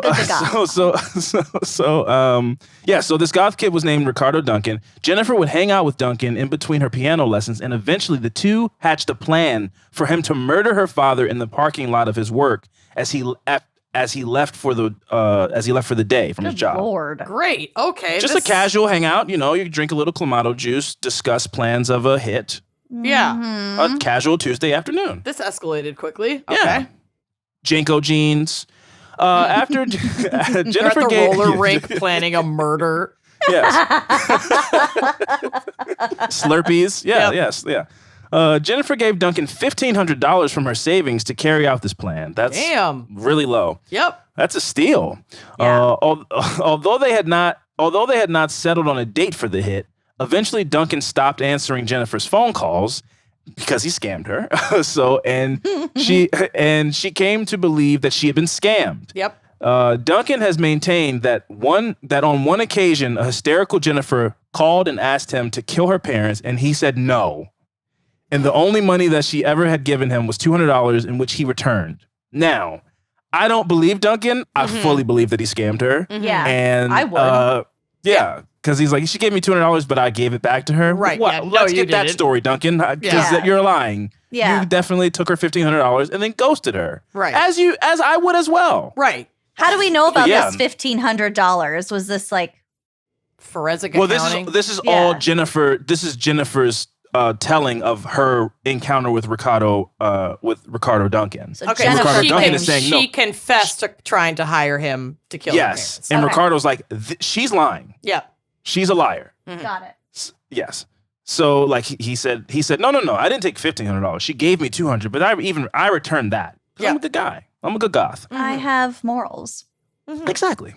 Not a soul though, because Right. I am a creature of the night. Right. By this point, Jennifer and Daniel had rekindled their relationship, and together they came up with a much more concrete and sinister plan. They decided to hire a professional hitman to kill her parents. Jennifer would pay by promising $10,000. You don't have that. You You definitely don't have does not have that. She missed that $1,500. Yeah. Yeah, but $10,000 seems more plausible to you. Can't even. I don't even think you can entertain a hitman For less than than $10,000. No. Yeah. Not a good Yeah, one. $1,500. Come on, Yeah. what is this?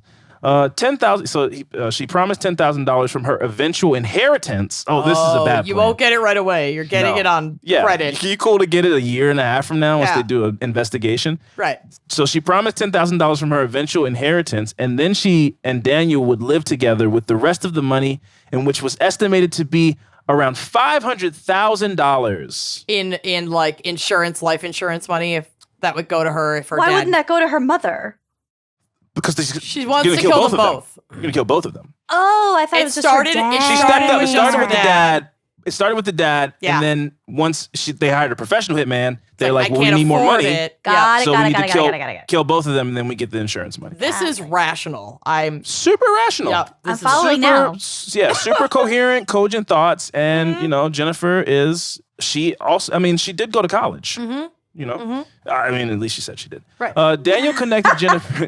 Daniel She connected. didn't actually. She didn't actually. She didn't. She's a liar. This is so nuts. So Daniel connected Jennifer with a man named Linford Roy Crawford. That's a real person for sure. Yeah, Linford Roy Crawford. No who went by notes. who went Definitely by not a cop. Yeah, definitely not a cop. This is Officer not a sting Linford. operation. He went by the nickname Homeboy. Oh, now listen, I don't live in Canada. I will not sit up here and pretend to be the most street guy around. But listen, me and my homies I've never met a person who goes by Homeboy. Right. People You don't can be a homeboy. This is my homeboy. Nobody's name is Homeboy. No. So this man's name, his nickname was Homeboy. That's That just nobody's means nickname. that none of his acquaintances ever remembered the name Lenford. Right. Yeah, well, as they shouldn't. What's It's up, Home- homeboy? yeah. Homeboy. What's up, homeboy? What's He's like, up cool there, nickname. guy? I'm gonna run with that. Yeah. Yep. What's up, my man? My nickname's my man. My 'Cause everybody guy? Everybody calls me that. My guy. Everybody calls me it, so that I think My it's like guy. it's a sign of endearment. They call me my guy. Buddy. MAGUI, my guy. My guy. Guy. Yeah. so, M''G''U'. guy. What's up, my guy? Guy. So, that's just guy over there. I love this so much. So- okay. Daniel also gave Jennifer an iPhone and SIM card so that she could communicate with Crawford without using her real cell phone. Wow. Crawford agreed to Jennifer's plan and contacted 2 other men. Oh, I need a team. I need a team. I need a full team to kill your middle-aged parents who work for a living. Hey, man. I'm here to bring you one last job. Yeah. You son of a bitch. You son of a bitch. And then they Arnold Schwarzenegger high five and they have bands in their arms. I'm in. Okay, so Eric Sean, whose nickname was Sniper, this is crazy. I like home guy and Sniper. These are home parents. guy. These are Canadian parents. I'm obsessed. Cardi is another. Eric Sean Sniper Cardi. So that's his full name. Okay. Middle name Sean. Sniper is his nickname. Got it. Cardi. Got it. And David Milvaganam. Nailed it. Wow. Mylvaganam. Milvaganam. Milvaganam. Okay. Milvaganam. David Milvaganam. Of all of them, that's the one who needs a nickname. Yeah. He doesn't have one. Yeah. He doesn't have one. There's nothing in Why parentheses. can't nothing. he be Sniper? And he goes by God. Milvaganam, probably. Is like they call him Milvaganam, like they call him by his last name. Jesus. Probably. So, however, Daniel soon threw a wrench into the plan when he texted Jennifer to tell her that he realized he still had feelings for Christine. Oh, no. Fucking Christine. Which led to the following exchange. Jennifer. Sorry, let me get into character. Sorry. Jennifer, so you feel for her what I feel for you? Then call it off with homeboy. Oh. Daniel, I thought you wanted this for you. Jennifer, I do, but I have nowhere to go. Daniel, call it off with homeboy? You said you just wanted this with or without me. Jennifer, I want it for me. Daniel, I did everything and lined it all up for you. Wow. These are the worst criminals I've ever seen in my life. This is so detailed. Yeah. In the end, Jennifer decided to go through with the plan. No. Because she did do it for her and not for a man. She doesn't need a man for anything. She's She's an independent murderess. I mean, she's relying on Daniel and 3 strange men to pull this off. Very, very true. So, like I said, in the end, she decided to go through with the plan. I don't need no more than 4 men. I don't need no man except for the 4 that I need to follow through with this plan of murder. On November 8th, 2010, Jennifer spent the evening watching TV in her room. Her father went to bed early and her mother was soaking her feet and reading downstairs after returning from a line dancing class. That sounds like a great evening. Really sweet. That's adorable. That sounds so fun. Her dogs were barking after that line dancing class. Yeah. Just nuzzling up into a nice book with Fabio on the cover. I want to fucking soak my feet. Yeah, hell yeah. Great. Don't we all? So Felix, who was now a college student studying engineering, was not. And he actually was. Yeah. He's not. Yeah, he was not living at home. He was living at school. Okay. Because he's not a liar. Right. So around 10 p.m., Jennifer went downstairs and said goodnight to her mother and unlocked the front door. Jennifer, no. Unlocked. She then went upstairs and turned on the upstairs lights. Turned on the upstairs light study. Which is in their study. Like okay. Yeah, probably which was the believed to be a study light. Which was believed to be a signal. Like it probably had some kind of window that you could see from the outside. Mm-hmm. Just turn this on and it'd be like doors the door's unlocked. Yep. Yes. Oh. Yes. And she spent 3 minutes talking on the phone with David Milvaganam. Yep. Moments later, Milvaganam, along with Crawford and Cardi, entered the house carrying guns. No, these idiots. The men dragged Han and Bick to the basement and covered their heads in blankets. No. Bick was shot 3 times in the head and Han was shot in the face and shoulder. Oh my God. I didn't think anyone would. Holy shit. Brutally murdered, yes. So they're dead? Oh, yeah. After the gunman fled, Jennifer called 911. She would later claim that she had her hands tied to a banister with shoelaces, but that she had managed to retrieve her phone from her pocket and dial. So she had again, this is where the line comes into play. Mm-hmm. And she's also somebody who lies this much is arrogant, for sure. Where she's like, these are foolproof lies, even though I got caught in my whole college scheme. Right. Yep. But she only got caught because it was graduation season. That's the only reason why. Right. If there was no such thing as graduation, she could have kept it alive forever in her mind. Mm-hmm. Yeah, it wasn't my fault I got found out. So she thinks this is also a brilliant plan. I told the police that I got tied up and I was able to finagle my phone out of my pocket, and that's how I called you guys. Yep. As she was on the phone with the dispatcher, her father emerged from the basement. He had miraculously survived his injuries and managed to crawl upstairs. When police arrived, he was rushed to the hospital where he was put into a medically induced coma. Oh my God. Wow. Jennifer was brought in for questioning that night. She described how the men had burst into the house looking for money, had taken all the cash in the home, including $1,100 from her mother's nightstand and $2,500 from her own bedroom. She said that one of the men, Cardi, had remained I'm sure she didn't say that though. Had remained upstairs and tied her to the banister while the other two men took her parents down to the basement.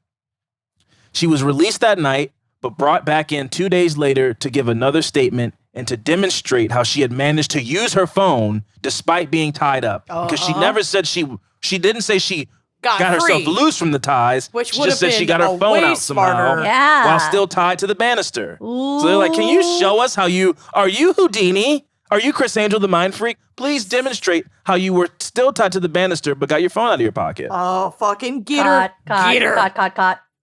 Then Han awoke from his coma 3 days later, and he claimed to remember everything, including noticing that his daughter was chatting like a friend with one of the intruders. Oh, Han threw her under the bus.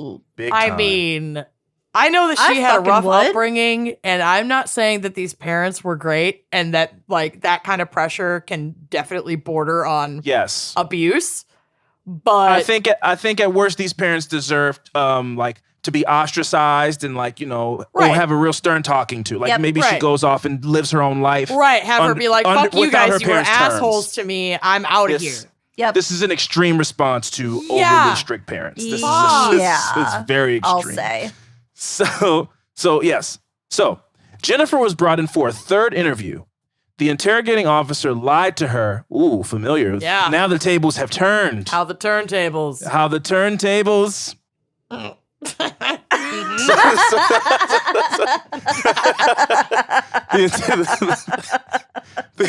The interrogating officer lied to her and claimed that he already knew she had been involved in arranging that for her parents to be murdered. Okay. Jennifer broke down and confessed, but claimed that she had actually been trying to arrange her own suicide.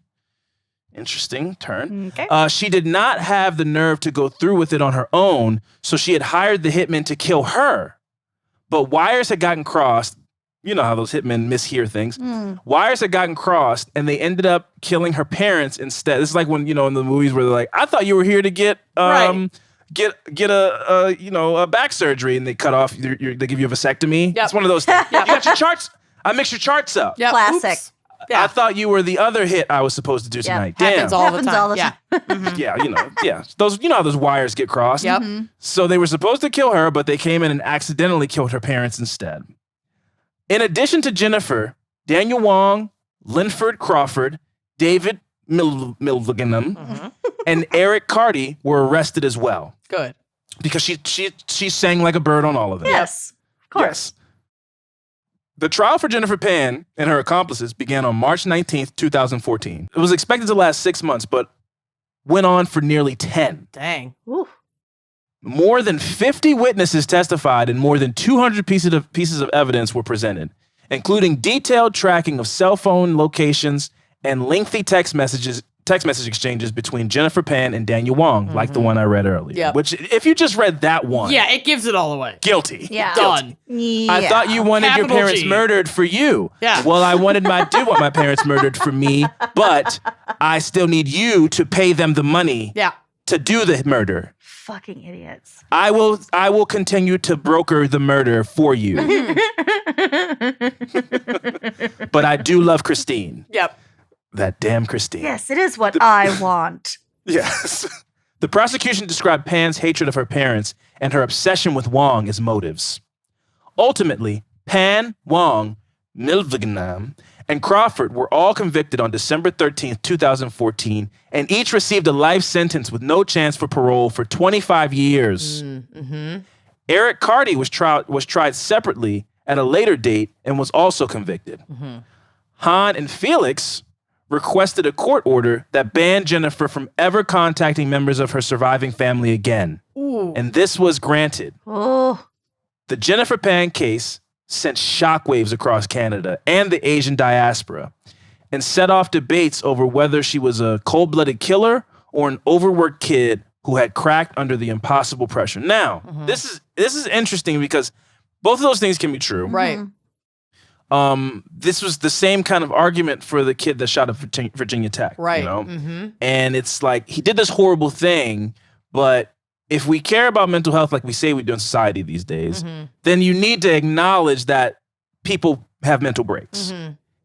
Now, how culpable that makes them or not makes them I guess that's the argument to have. But clearly Jennifer Pan had been under immense pressure since she was like 5 years old. Yeah. And reached a breaking point of some kind. Yeah. Now, was it an overcorrection? Definitely. Yeah. But it was a factor in the overcorrection was the way she was treated by her parents. Well, and there's So something to be said for how, like, if you're lying so much for that long, your understanding of what's reality and what's not can start to get really blurry. Yes. Yeah. And the stakes. Yeah. And if the only time she was really caught, she could sort of explain away with, oh, well, it was situational, you know? In her mind, she doesn't get caught. Yep. Yeah.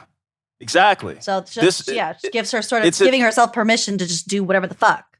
Exactly. It's an extreme version of, there's that kid, his name's Eric something, that redhead kid with the glasses, where he was playing baseball with his neighbor and he hit her with the baseball and then she was hurt and his parents were very strict and he was scared of his parents. So he smothered her and then hit her under the bed. And it was all because he didn't want to get in trouble. Right. It was all the programming of, my parents are strict. I don't want to have to deal with these problems. I don't want to get punished. I don't want to get a whooping or whatever. And an 8-year-old kid or 10 or something, he was under 12, hit a body, helped them look for the kid. Like the extreme lengths you go through out of the fear of consequences. We're capable of some fucked up shit. For sure. And when you think that the most intense consequence is going to be that of your parents, rather than I don't know, life in prison. Right. Taking someone else's life. Listen, a stern talking to from a parent can, in the moment, can seem like way worse than prison. Especially if they're not mad, they're just disappointed. Let's not do that. What is it about that? Hate it's it. Horrible. It's bad. God. just the indifference of like, no, I just thought you were better than that. Yep. Yeah. Oh my God, it's worse. Hurts. Oh God. Jennifer is still serving her sentence at a women's prison in Ontario. Her brother Felix moved away from Toronto to escape the gossip about his family and works for a private technology company, or at least he says he does. I don't know if those lies run in the family. Han was never able to return to work and suffers from constant pain from his injuries, as well as anxiety attacks and insomnia. He moved in with relatives nearby to avoid returning to the house where his wife was murdered. And he was unable to find a buyer for the house. Oh God. So now he's financial. He's like still paying a mortgage on a house he can't bear to go into. Yeah. He has stated that he has given up all his previous hobbies, such as gardening, working on cars, and listening to music. Sad Han. Yeah, sad Han. As none of them bring him joy anymore. Oh. So thanks, Kenya. That's the end of it. That's how it ends. She is awful. that was really dark end of that. I feel really. Sounds about right. That was it. He no longer finds joy in music. The end. Well, let's hear a word from us. Oh, that's awful. I mean, Jesus, man. Yeah. Man, paying mortgage on a house you can't bear to go into anymore. What a heartbreaking scene. Salt in the wound. In this market, that might be the worst part. Yep. Of this whole case. Well, so yes, that was the story of Jennifer Pan and her elaborate plan, not so elaborate, her plan to murder her parents. For Daniel Wong. Yep. Well, God. Well, we've all been in love with a drug dealer before. We have. Can confirm. Well, done. Yeah. Well done, Alvin. Nice job, Alvin. Definitely. Mine is also sad. So here we go. Great. Awesome. Our story takes place in the 90s in the Carolinas. Beautiful. On May 13th, 1998, the body of a woman was found discarded on the side of a frontage road that ran alongside Interstate 85 in Spartanburg, South Carolina. The woman was Asian. She was in her early to mid 40s, and she was clearly a victim of homicide. Her wrists and ankles had been bound, though the bindings had either been removed or simply broken away. But ligature marks remained, and that's how they could determine that. And an autopsy determined that her cause of death was suffocation, possibly by strangulation, but they knew that they could, even if they couldn't tell if it was strangulation or another means of suffocation, she couldn't breathe, and that's how she died. Okay. So composite sketches of her were released, but she didn't match anybody in any missing persons database that would be in that time frame with her time of death. And nobody called in with information about her, and the case just went cold. 5 months later, and 200 miles away, under a billboard along the same Interstate 85 in Mebane, North Carolina. So we were in South Carolina, now we're in North Carolina. Mebane. A landscaping crew was hard at work cutting the grass around and beneath a big billboard that was right off the highway. In an absolute shock to the crew, the remains of a young boy were found in the tall grass. The remains were badly decomposed.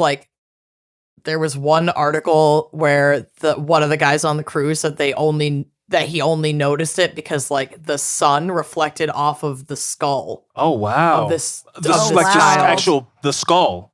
Yeah. Oh wow! The exposed kind of sun dried skull of this. He was there for a while. Yeah, I mean. Yeah. The grass was tall. Yeah, they were there to cut the grass down. Wow.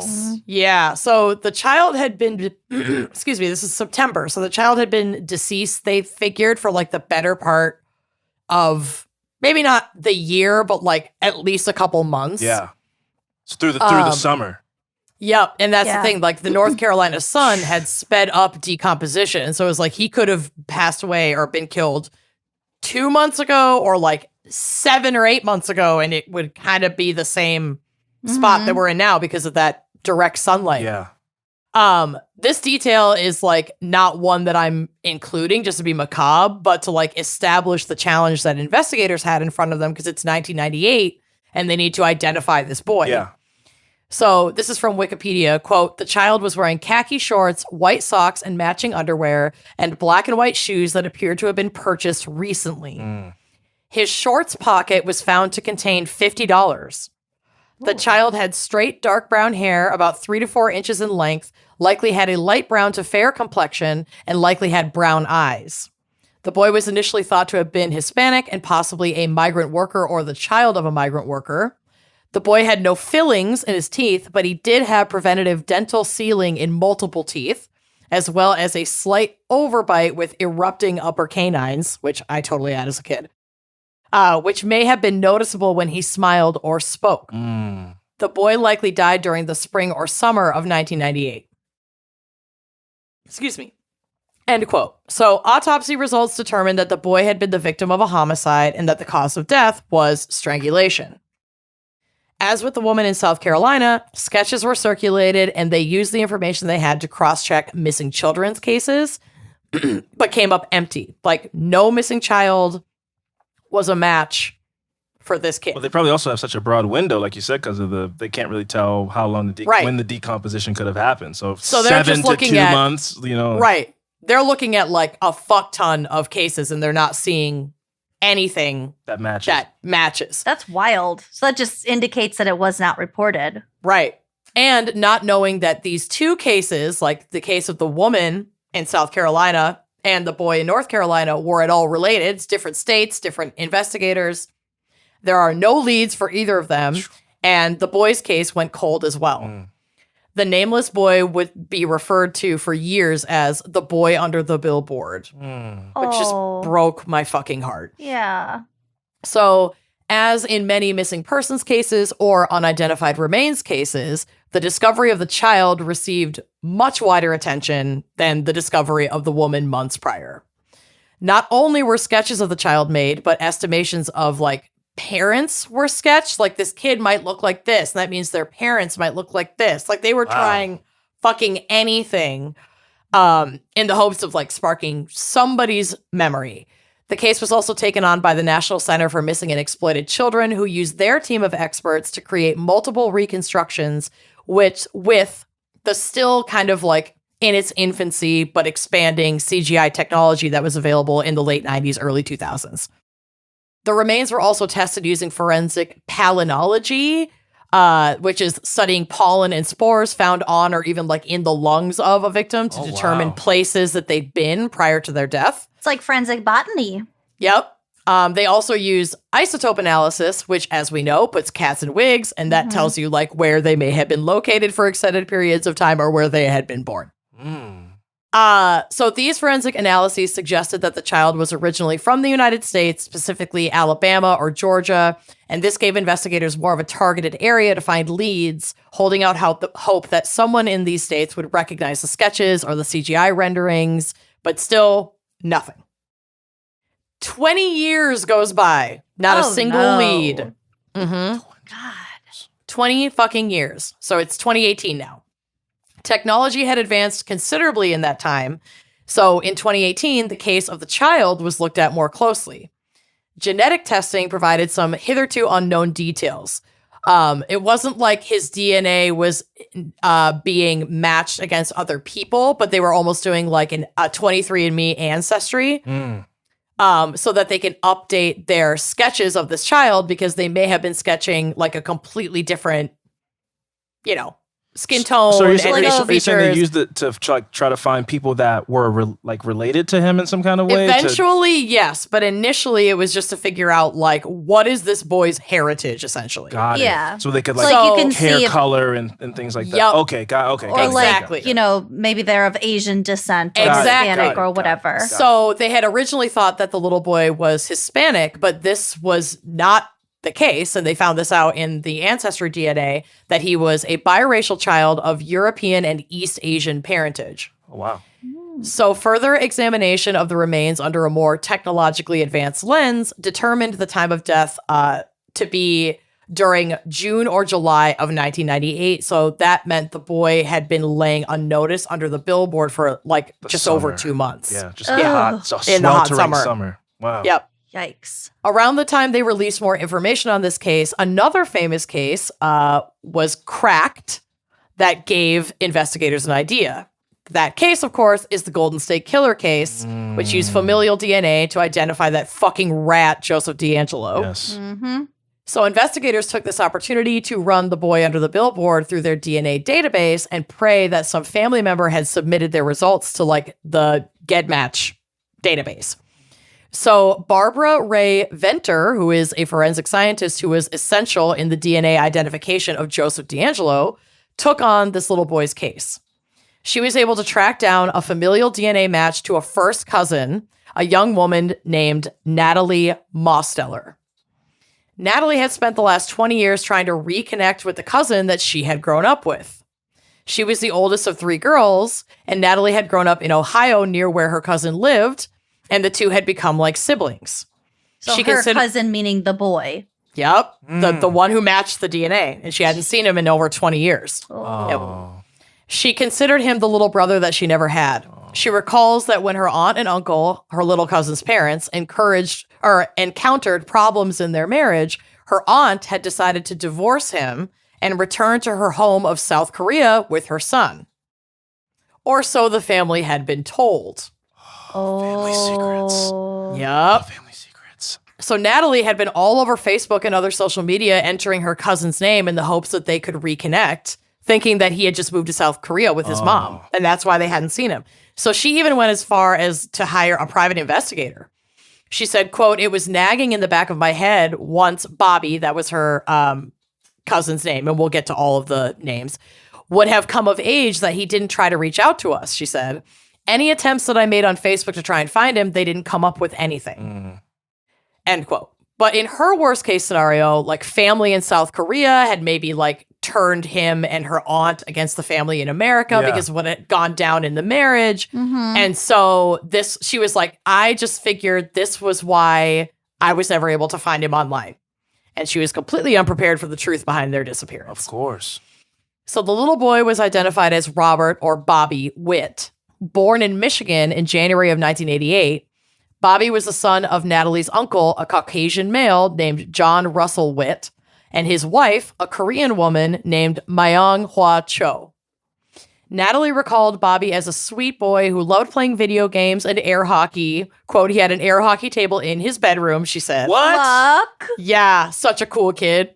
That is a flex. Air hockey. I know. Air hockey table in his bedroom. That's nuts. That's like a I love 2-car it. garage with an ice fridge. That's Hell yeah. beyond. It's so good. An anti-gravity game in your Yeah, room? in your room? Yeah, that's amazing. Alvin's mind just exploded. He probably had a gumball machine too. Oh, What's man. next?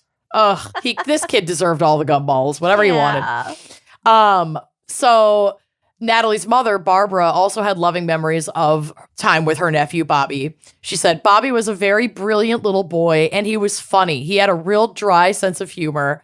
Myung was also funny and fun. Literally, I'm going to have to say, probably the hardest working person that I've ever known in my life. So they really loved like Myung and Bobby. Yeah. The family very much got along. There were no issues. I love Right. a funny kid. I know. Mhm. So, I love you air know, hockey. Natalie and Barbara were extremely sad when in 1998, the Witts moved back to North Carolina. They were all living together in Ohio. She was seeing that they were over at each other's houses all the time. Now the family's moving away. They're devastated. Myung and John had originally met while John was in the Air Force and serving in South Korea, and they wed after a short time, possibly because Myung had become pregnant with Bobby, but I can't confirm that. Sure. And she moved with him to the United States to get married and raise their child together. First, they were living in Ohio near their family. Then they returned to North Carolina. But about 10 years into their marriage, John started having an affair. Rather than fucking getting divorced, Yes. which is Just arguably the best option. Just do Yeah. that. Mhm. Just do that. Just do that. He decided to eliminate his wife entirely so that he could get on with his new life. Jesus fucking I never Christ. It's crazy how often this is the way that a lot of these stories play out. And they're like, Yep. well, I'm having an affair, and if I could kill my current Yep. family, then that'll make space for my new plans. It's like, Right. just It'll be get- easier just for me. Get divorced. Well, and man. he started out just killing her. And then his mistress moved into his house shortly after he killed Myung. But allegedly, the mistress didn't get along with little Bobby. Jesus. So one night in July of 1998, John took Bobby for a drive, This is his own son. his own son. Jesus. According to court records, quote, he requested that Bobby get in the back seat and told him they were going to play a game. He told him to lie down with his eyes closed. At that time, he crawled into the back seat, got on top of Bobby, and suffocated him with a towel. Oh my God. That's probably exactly what he did. Well, not exactly. It's some like Chris Watts fucking shit. Big time. Big It's time. bizarre Literal that family there's annihilator. so much time between these two because Yeah. that's not usually the case. Yeah, like 5 months or Like something. tried to live Wow. a new life with his Yep. new girlfriend and the kid. Yep.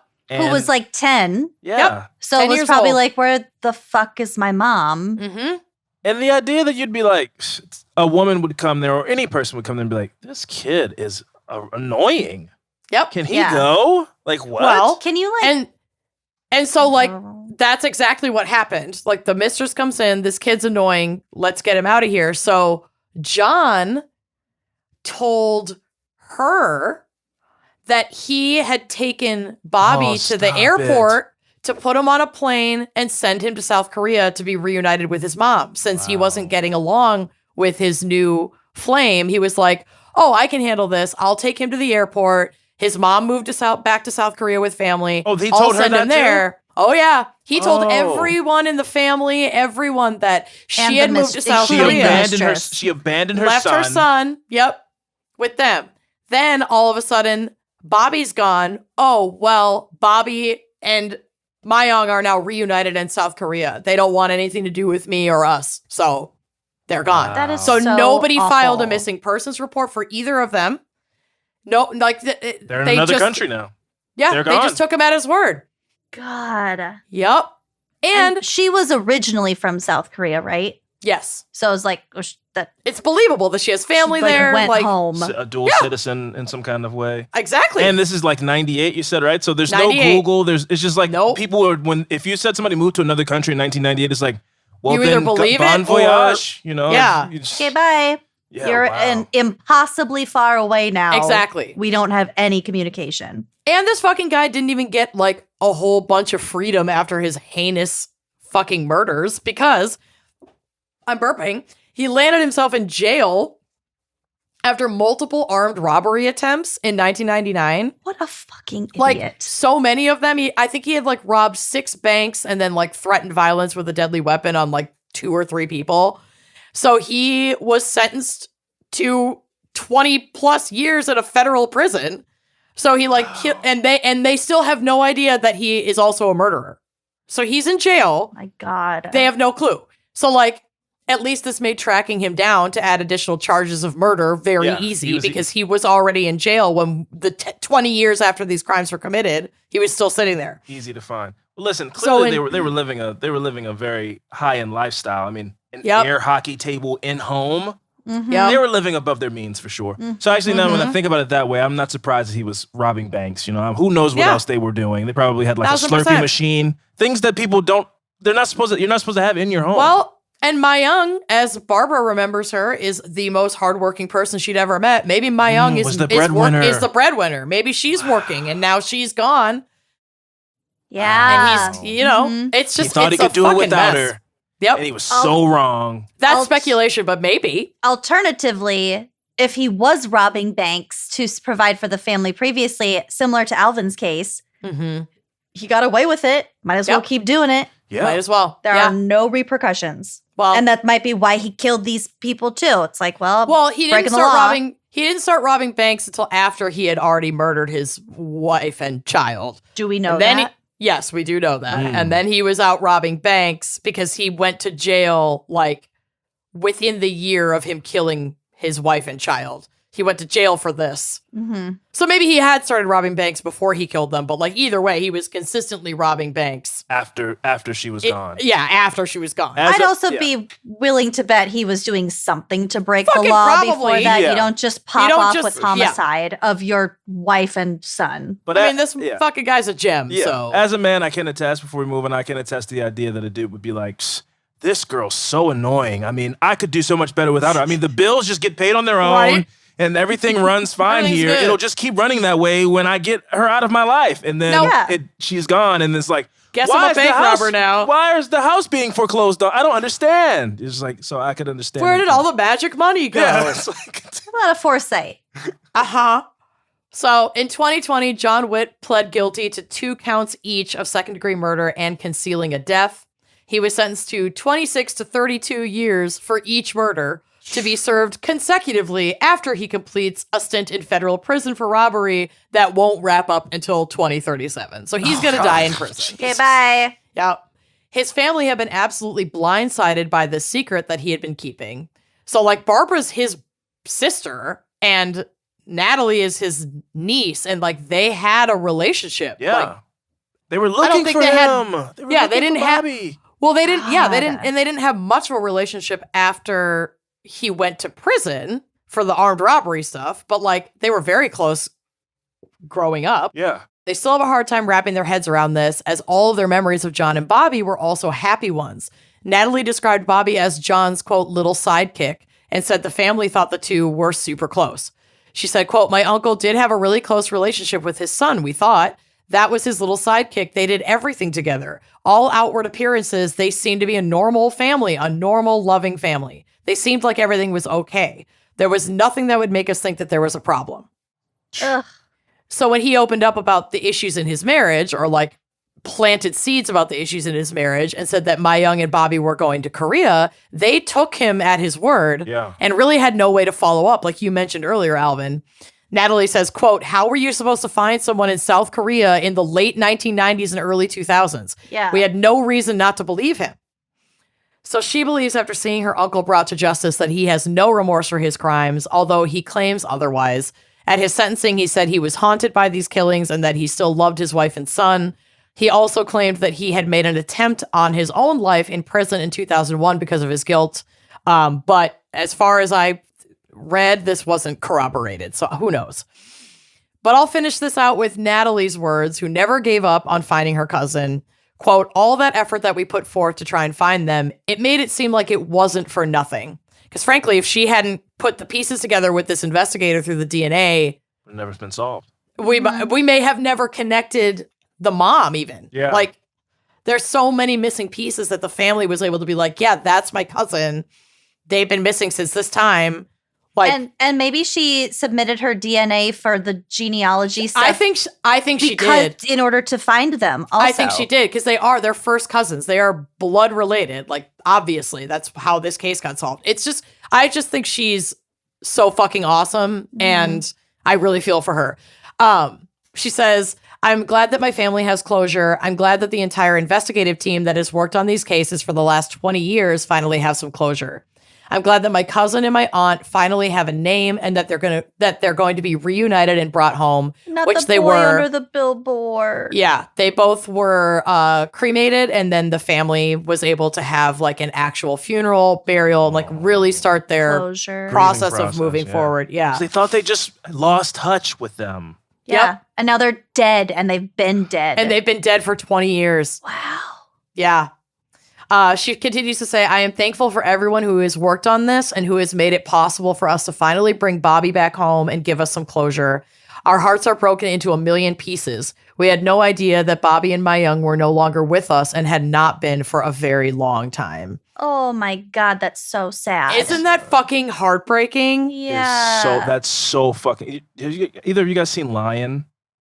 Yes. And Dev Patel's looking for Gadoo the whole movie, and then Oh, I haven't seen it. oh, then never mind. Don't worry about it. But I'll Amanda, forget about it. Yeah. You But know. your heart, oh, just rip it out. Just rip it out. Just rip it out. You're not going to need it anymore. it's oh my god. But it's it's so interesting. Like we live in such a cool time in regards to this story where Chris Watts is such a good example to bring up because when there's the family saying, "Oh, he was his little sidekick and stuff," but if you had home video and you have like a behavioral analysis, watch that video. Like Chris Watts, everybody's like, "Oh, he seemed like the perfect dad," and then you have somebody go back and watch footage You of him can just see being the like, cracks. "I don't yeah. know, I don't know where the Christmas lights are," and you're like, "This guy was miserable the whole time." Totally Mhm. disconnected. It's like, it's like You'd have to be to kill your own child. exactly. So it's like it's crazy how you just assume somebody's like you're just like they're a family, so of course he loves his kids. And I Right. remember he dressed up like Santa Claus and we spent Christmas together and stuff. But you don't if you could go back and like watch that moment like Yeah. you can today because everything's filmed. You literally never know what's happening behind closed doors. You just Exactly. don't. Unless you have access to an indoor fucking camera. Yes. Which now do I need to set up cameras all over my house? Because your brain will just like connect the dots. You'll be like, yes, it's Easter. We Yeah. hired an Easter bunny for the day. Like there's kids here. Of course the parents are happy to see their Everyone's kids. happy. Yes. You go No. back and look, it's like, yes. Yeah. So yeah, this guy probably never wanted this. He probably always wanted out. Yeah. It just reiterates what I always say now. Just never meet a man. No. Yeah. No, Never. It's just agreed. it's not worth it. It's Yeah, not worth it. Agreed. I agree. As someone engaged to a man, never It's meet a risky. Never man. meet him. Never meet him. It's a risk. I'm really rolling the dice. I don't Also, do like, don't just get married because your partner falls pregnant. Right. That- these Not are a great different- idea. you know, Also, if you're different times, considering different homicide to get out cultures. of a relationship, Yes. Just leave. just get a divorce. If you're Just leave. considering homicide, please consider divorce. there are Just leave. always better options. Just leave. Just leave. And with Wow. that, special thanks to Abby Townsend for picking this topic because it was extremely fascinating. Yeah, Well done, wild. Abby. And also special thanks to Alvin Williams of Affirmative Murder podcast for stepping in literally at the last Guys. minute when it's like, ha, ha, Like last night. Yeah. someone is hospitalized. We need help.